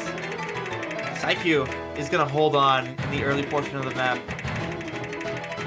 Yeah, Saikyu went as far as 900 combo the other day. So looking for a repeat performance on that. Rafis will know that and will have to try and match that. Needs to start getting the combo up, because otherwise you won't be able to even get close to 900 before we hit the incredibly difficult section, which appears in the last third of this map. In that area, roughly, it's pretty brutal, and Saikyu is making this look easy so far. 700 combo in. Couple act drops, but it doesn't matter. Rafis getting a little uncomfortable. You can hear him tapping just a little bit late, hoping to extend the time that he has to hit some of these cut streams, which is a little bit scary. We're seeing Saikyu holding on. Finally finds a slider break right before another set of cuts. Rafis still quite a bit of combo left to go. He's still got another 300 combo to go before it's even matched up again. Doing it though. 700 combo now. Could be massive opportunity. Gets a 50 but manages to hold on. Just hanging in there. Oh, the slider break though comes in and shuts it down. 50k away. And Saikyu has combo now. Yeah, into the highest spacing patterns of the map. Saikyu almost going to hit all of them. Job has been done. Rafis doesn't have the combo to compete anymore. He needs to see chain misses from Saikyu. That's a good start. But Rafis still has to hold on. He still has to play incredibly well. He can't afford a single break. He is going to hit that slider portion, but he breaks right after, and it's a chain miss at that.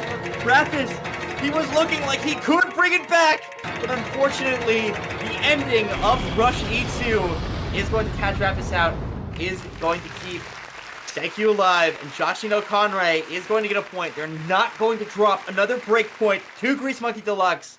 We are looking at a 4-3 scoreline. Yeah, again, Saikyu doing what was needed on that map. I think either replicating or slightly beating.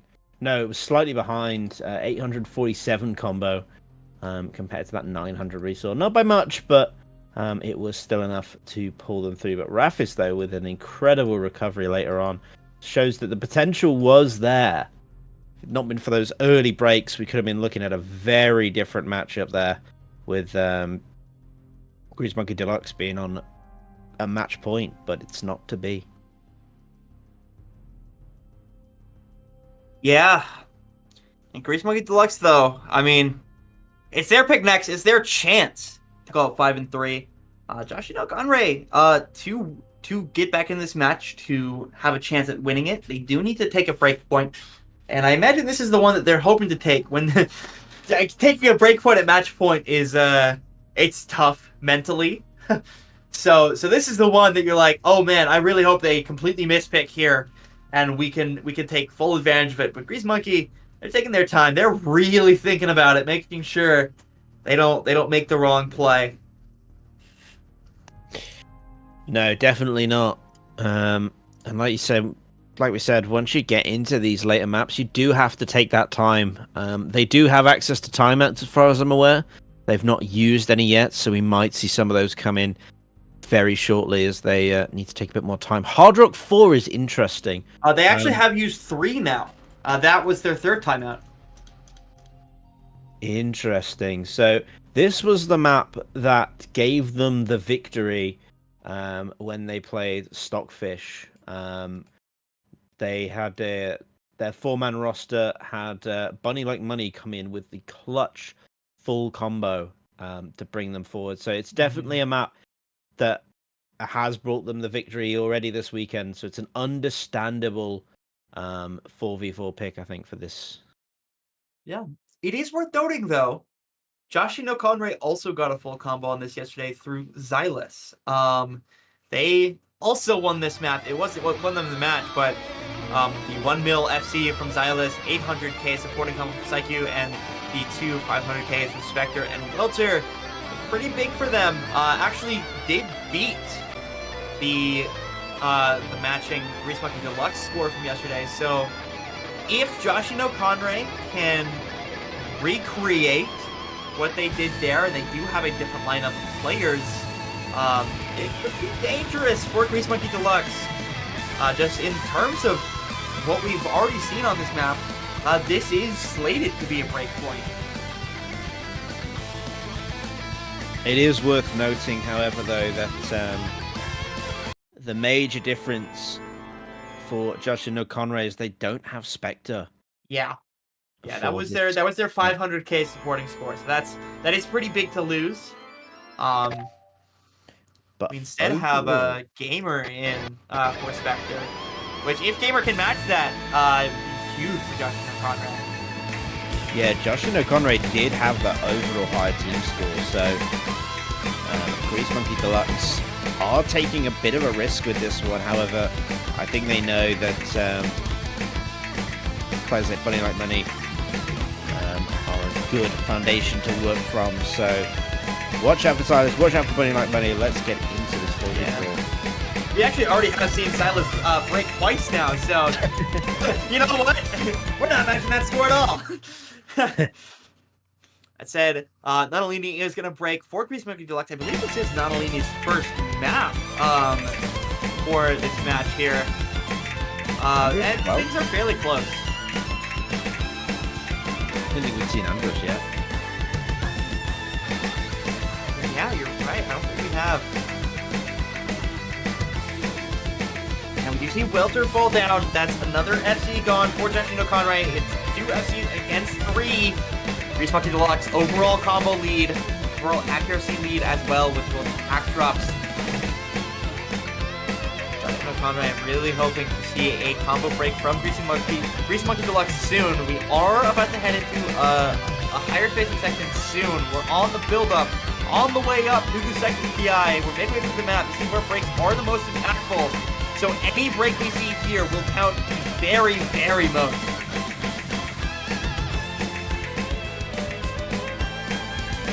Yeah, could have a big impact here. But again, Jashin and Konrei, they've got good supporting combo. So even though there's 3 full combos on the side of Grease Monkey Deluxe, a single one of those breaks is really going to put them down. But as I say that, a double break, Psycho and Welter go down. Being Gamer, the soulful combo for Jashin and Konrei. Nelver goes down on one of the streams. Silas is going to trade it later, though. It's 2 FCs to 1, and better supporting combo overall on Grease Monkey Deluxe. Andros and Bunny Like Money were FCing. Bunny Like Money goes down. It's Andros versus Gamer in terms of just the FCs. But it's an overall 200k lead for Grease Monkey Deluxe, just given the supporting combos that they had. Gamer needs to hold on. Andros needs to hold on. Either of these players breaking the hugely monumental, consequential into the next sort of higher spacing PI section we go. Andrews almost break down a stream. Does not find a break. Both players still holding on to their FCs. Everyone else kind of recovering their combos. Better supporting combo overall for Jashin and Konrei at this juncture. But what really matters is if we see one of the FCs go down. And I think we just saw it. Andros does fall. Gamer holds on. The comeback is on. Jashin and Konrei take the score lead right now. Look at those supporting combos. They're all there. Andros couldn't recover. Nanolini also went down just before. And even though there's a break from Silas there, the team performance from Jashin and Konrei is going to pull them through right towards the end of the map. So unlucky for Grease Monkey Deluxe. They were holding that so well. Through the ending, Gamer goes. This was the player we didn't see yesterday play in the match at all. Safe to mention the map, but Gamer C28666 is going to close out the full combo. Huge supported combo as well, I have to mention, from Welter, reaching over 800 max combo. That is the third highest combo behind Andros's 1.1k. So, huge. That is a break point. We're now even, and we're now to the point where each team has one pick left. They will both guaranteed get their pick, no matter if we go to tiebreaker or not. We will see both of these teams' final pick. And like I said, Jashin and Konrei, they've won those last 2 maps in a row. They're going into their own pick now. They're in a really strong position where the momentum is behind them. They've managed to pull it back. They haven't left it to the best of 3, the very last maps. So I think going into this, the morale will be super high on Jashin and Konrei. So it's going to take a lot from Grease Monkey Deluxe to stop them here. The question is, where do they go? So they have a couple options that I think would be good for them. Hidden 3 in terms of high BPM aim. We just saw high BPM aim. They won on it. It is an option. It is actually going to be DT3, so they're going to go with the sort of speed, stamina, finger control kind of deal. So complete change of skill set. We were talking a little bit earlier about how the speed could be dicey, contested between these two teams, between DT2 and DT3. DT3, I would argue, favors Jashin and Konrei a little bit more just because of the team size. On 2v2, I don't think that Grease Monkey Deluxe has as many good speed players for their roster as Jashin and Konrei does. Meaning that on 2v2, it can be a little more of a toss-up because they don't have to worry about filling a 3rd slot, where DT3, they absolutely do. That said, both teams still have great speed rosters. We already see everyone in the lobby. Andros, Pavinci, Rapis, and Psyche Xylus. We did have a different player, but Lozer's actually going to come in placing Gamer. Yeah, and we saw with Jashin and Konrei when they played this yesterday, they had Xylus and Psyche and Aimbot Cone. And they're looking to repeat that roster here. Yeah, I was wondering, we have not seen Aimbot Cone yet this match. I was wondering if he was present, but then we are. And he is up against the roster that also won. Because both teams have played this now. So you're starting to get into those maps that both teams know, both teams have performed. They know where each other stands. And on paper, it's actually Grease Monkey Deluxe that had the better performance yesterday. Off an FC off Andros. So we're actually no, Xylus and Aimbot Cone both FC'd yesterday with a 700k supporting combo from Psyche. Oh, sorry, I'm looking at the wrong scores. Yes, no, no, you're right. Actually, it is Xylus, Aimbot Cone, and Psyche which are the favorites. That's probably why they picked it. Yeah.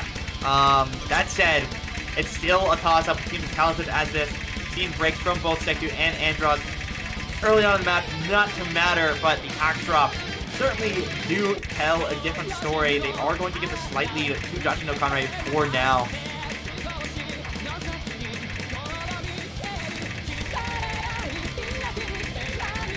Yeah, so accuracy leads certainly in favor of Jashin and Konrei, but all they're focused on is just winning the point. They might sacrifice that accuracy to ensure they keep combo, give themselves the best opportunity going into this. And that early break from Andros does put Deluxe slight disadvantage here. Yeah, Penguincy does find a break. That's our first really major break we've seen. No trade from the side of Jashin and Konrei. A little bit of shake on Aimbot Cone, but still holding on to the combo. That's all that matters at this juncture. Andros goes down as well. Xylus is going to trade it out. We're 2 FCs in 1. Up to Rapis versus Psyche and Aimbot Cone. Psyche not an FC technically, I guess, but functionally one in terms of just the raw score output. Seeing more and more discomfort from Andros. Not really feeling comfortable on the longer streams. Not really holding on. Psyche and Aimbot Cone absolutely are. And Rapis does go down. He did improve his performance from yesterday, but again, Andros is not having as nice a time as he did on this yesterday. Whereas we did see Aimbot Cone trade it, but as long as Psyche's there, it doesn't matter. Vinci trying to mount a comeback, but his combo is half that of Psyche's at the moment. Yeah, we need to see a Psyche and Xylus combined break, and we need to see it soon, given how short this map is, given that we're in the last quarter. But it's Pink Gwinzy to find the break. That was the last really big combo. Andrew's covering doesn't matter at this point. Psyche finally finds a break, but Xylus is still there. It's locked in for Jashin no Konrei. They have done it. They have secured the DT3. It is a worse score than yesterday, but it is still a commendably good one nonetheless. Jashin no Konrei are looking now at a match point. We are 5-4. Yeah, they are going the distance now. We will see the final map pick from Monkey Grease Deluxe. I don't think they've got any timeouts either, so they're going to have to pick into this quite rapidly, I think. They do have one timeout left. They have one chance to extend by 30 seconds to give themselves a little more time to think. You've got No Mod 3, that's aim. No Mod 4, that's alt. Hidden 3, that's aim. Hard Rock 2, which I believe joins Hard Rock 3 in being techier. DT2, which is more speed. Free Mod 2, which honestly, I don't even remember what Free Mod 2 is. Weird. That's what it is. It's the flow aim finger control. Oh, right. Yeah, there's nothing really comfortable. That said, if we're talking about flow aim and finger control, we saw what happened on the Hard Rock 1. Free Mod 2, of course, is a different map. And, you know, there's a chance you can take hidden on it. But given Hard Rock 1, there is a chance that we see it. Overall, Grease Monkey Deluxe is going to have a little bit more trouble with their pick than I think we've seen.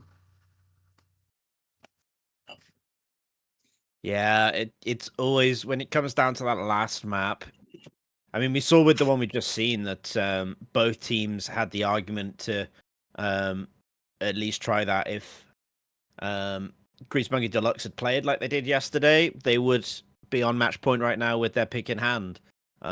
So you get down to these last few picks, and it's really hard to isolate one that's going to guarantee you a pick. I don't think there is that luxury of choice. I think they've just got to pick something that the players that they have are doing the best on and just go with it. We aren't on the pick screen, but on the ref sheet it's come through. It is the Free Mod 2 pick. Final map in the Free Mod pool left. As you said, flow, aim, and finger control is going to be the name of the game here. 2 versus 2. You can't rely on the same 1v1 element we saw in Hard Rock 1. You're going to need another player to fill out your score. It's going to be tough. Yeah, Yoke's high in the lobby. Silence the Psyche. The more I think about this, the more I think, actually, yeah, this is a bit of a hidden gem. Yoke's Pie on the hidden. Andros with the Hard Rock could be a really strong pick, but then again, you've got Xylus and Psyche coming in. This duo they're the players you put on the incredibly tough 1v1 maps. So both teams got incredible duos here. This could be really good. Absolutely. I mean, we're at the end of the match, right? There is no comfortable picks for either team. It was always going to be a toss-up. I do think this does slightly favor Grease Monkey Deluxe just in terms of skill set. But it is absolutely not a done deal. We do see it come out. Mods we expected. Hard Rock on Andros versus Psyche, and Hidden on Yoke's Pie versus Xylus. I think the big one is going to be the hidden players. I think that is the higher combos we're going to see, just given the famous proficiency both these players have for hidden.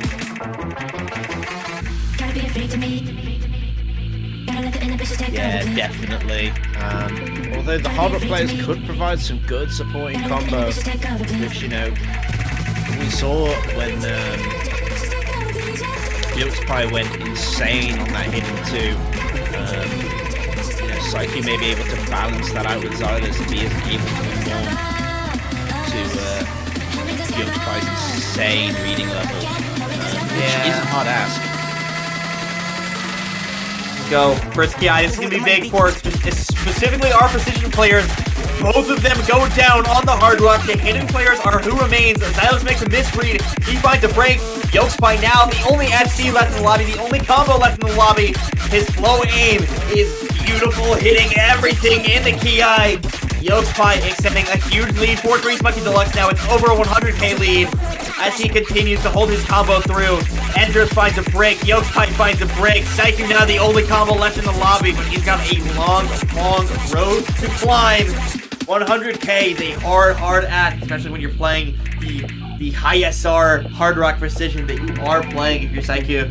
Xylus was there until just a moment ago for supporting combo.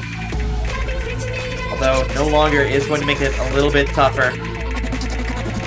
Yeah, another break though from Yokespai's gonna open the door. Saiku cannot capitalize though.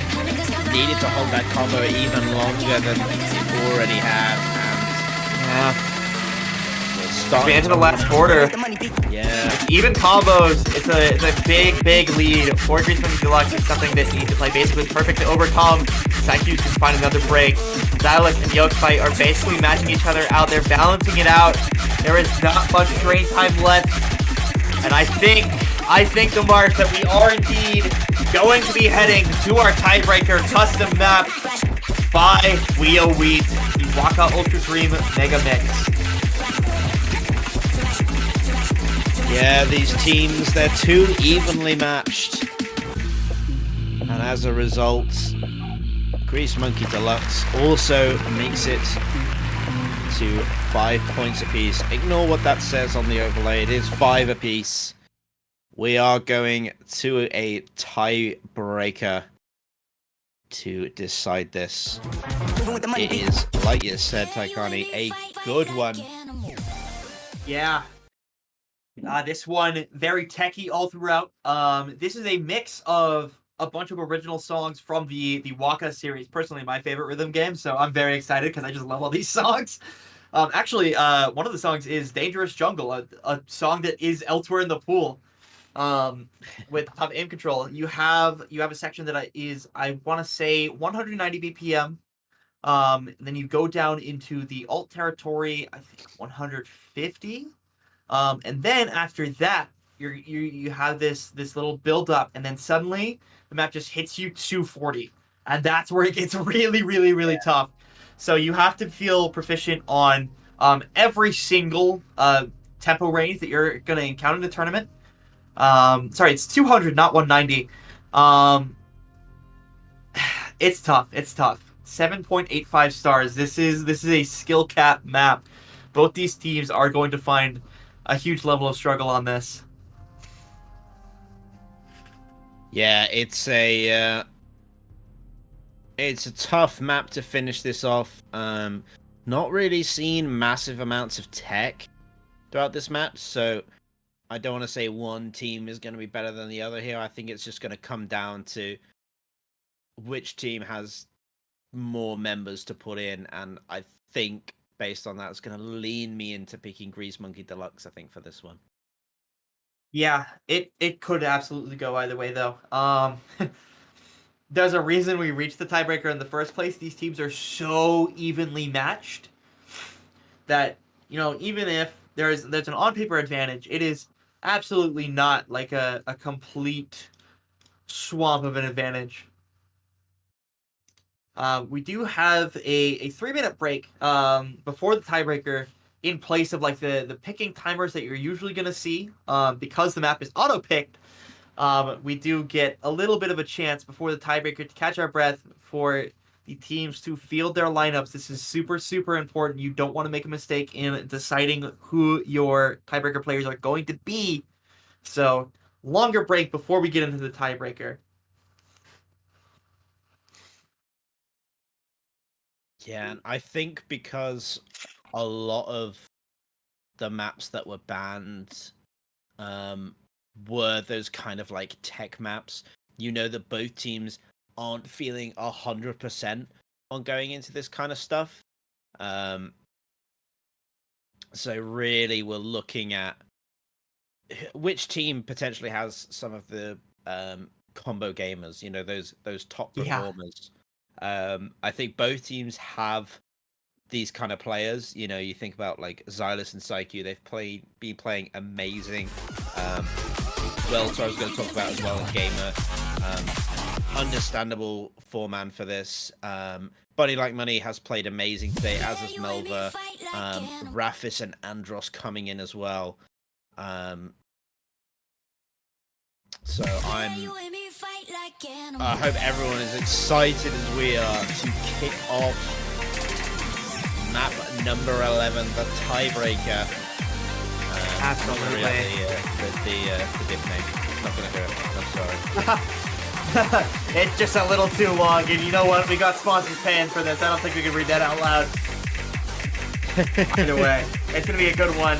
Early breaks aren't gonna matter at all. Don't even worry about the Psyche break. Accuracies are a huge thing to note. So pay attention. When you see green and you see orange, that's going to matter a lot more than the red for about the first 2 minutes in this 200 BPM section. Get into the aim. It is worth noting, the amount of songs that are in this mix means that this map has the chance to test everything under the sun. There is no skill set ignored. There is the entire OC tournament plan ignored for just a moment. Are back. We have seen breaks from Jashin and Konrei so far. Actually, the 2 breaks we saw on Green Monkey Deluxe were answer breaks have been reset afterwards. I think those are real breaks though. Yeah. And both go down. So we've got Nova who's bringing up drop slider ends alongside Rapis up against Gamer and Welter. Psyche and Xylus having early breaks, which is a bit more surprising. Being those two being the highlighted players for Jashin and Konrei, but still things relatively close. Grease Monkey Deluxe holding that slight advantage. I did miss the break from Rapis though. That is a It's the bottom right player on both teams holding the FT, Melver and Welter. This is where the combo is going to matter a little more. 2 minutes into the map now. We're about to get the slowdown of BPM into the alt range. A little bit longer, I think. Only 2 songs left for 200 BPM, which moves very, very fast. So, start to see a huge switch up in terms of how the map plays. And that's going to affect combos a lot, I think. We do have a slight advantage to Grease Monkey Deluxe in terms of supporting combos. Still 1 FT apiece. But Bunny Like Money and Rapis actually both break on that slider. Wait, that's the entire supporting combo lineup gone. So that tiny bit of score difference for Jashin and Konrei, they will probably be able to beat that up. They've seen that they're ahead as well, so they will know that they could start to mount the comeback. But again, it's Melva and Welter that hold everyone's fate in their hands. They are the full combos. They are the MVPs right now. Yeah. This ult section is going to determine a lot. Both of them have to keep their aim control. They're flowing at top notch. Those 2 FCs matter so much. The supporting combos are kind of going away. It's Grease Monkey advantage once again in terms of combo, but losing their biggest supporting combo is going to matter a lot. It's so close still. Melver finds a break. That's the FC gone for Grease Monkey Deluxe. Welter still holds on. Finger control not going to catch him off guard. The hardest aim control portion of the ult section comes through. Welter hits all of it. Now an uncontested full combo. No supporting combo, but it doesn't matter. There's nothing on Grease Monkey Deluxe as well. Going into another sort of slower section here. Welter has the chance to keep building up. Find the break. A misread. That's actually so huge. There's no big combos left. Jashin and Konrei, they've got a lead. It's 50k, but that 50k can be dissipated in an instant with a couple more breaks. Biggest sliders come through. Not too much trouble hitting them, but Psyche, Welter, and Gamer are all going to find combo breaks coming into the 240 section. Xylus, the only combo left in the lobby. Yeah, Xylus managing to hold through that is massive for Jashin and Konrei. It means they're going to hold on to that lead. Grease Monkey Deluxe not going to be able to do a lot. Now against these big sliding velocities. Looking, Jashin and Konrei looking to come out the best, but you've got Grease Monkey Deluxe. If a break were to come in for Xylus like that, opens things up a little bit, but they are still trailing by 40k. Yeah, absolutely. They do have the combo advantage, and they need to press it. Welker goes down. That's big. He does trade out with Raffus, but it's still 2 combos to 1. Everybody in the lobby, except for Raffus and Bunny Like Money, broke on that bus slider. Combo advantage, Grease Monkey Deluxe, but this is easily the toughest point of the map. The aim is reaching cross screen. The BPM is the highest it gets. Bunny Like Money, you need to hold on for your team. You're your team's last hope against the building more consistent combo. Bunny goes down. There is no combo on Grease Monkey Deluxe. Here we go into Waka's biggest boss songs. Gamer has all the combo in the world to work with. Better supporting combo as well. Mobius comes through the second to last song in the mix. Jashin and Konrei, I think they might have secured it. Their lead is just a little bit better. Invisible Frenzy comes through the final song in the mix. And Jashin and Konrei's combo, they may have lost it, but there isn't the time for Grease Monkey Deluxe to make it up. And Jashin and Konrei will be taking this match and moving on into the finals weekend. They have done it, and by the skin of their teeth, 22,000 score is what separates these two teams. Unbelievable combos. Welter, you can take a bow. That is an incredible combo to pull your team through into the finals weekend. What a final match. Absolutely incredible. That's our last match of the day. We ended on a tiebreaker. Doesn't that feel damn good? Wow. It feels amazing. That's not right. That is not right. Unfortunately, that is the losing team. Jashin and Konrei will be moving on into next weekend. They have kept themselves safe through the closest match we've seen, I feel like, in the entire tournament. That was almost every pick was a completely super close mix. Anything that wasn't 1v1 was, these teams are it is a pin of scores. It is nothing.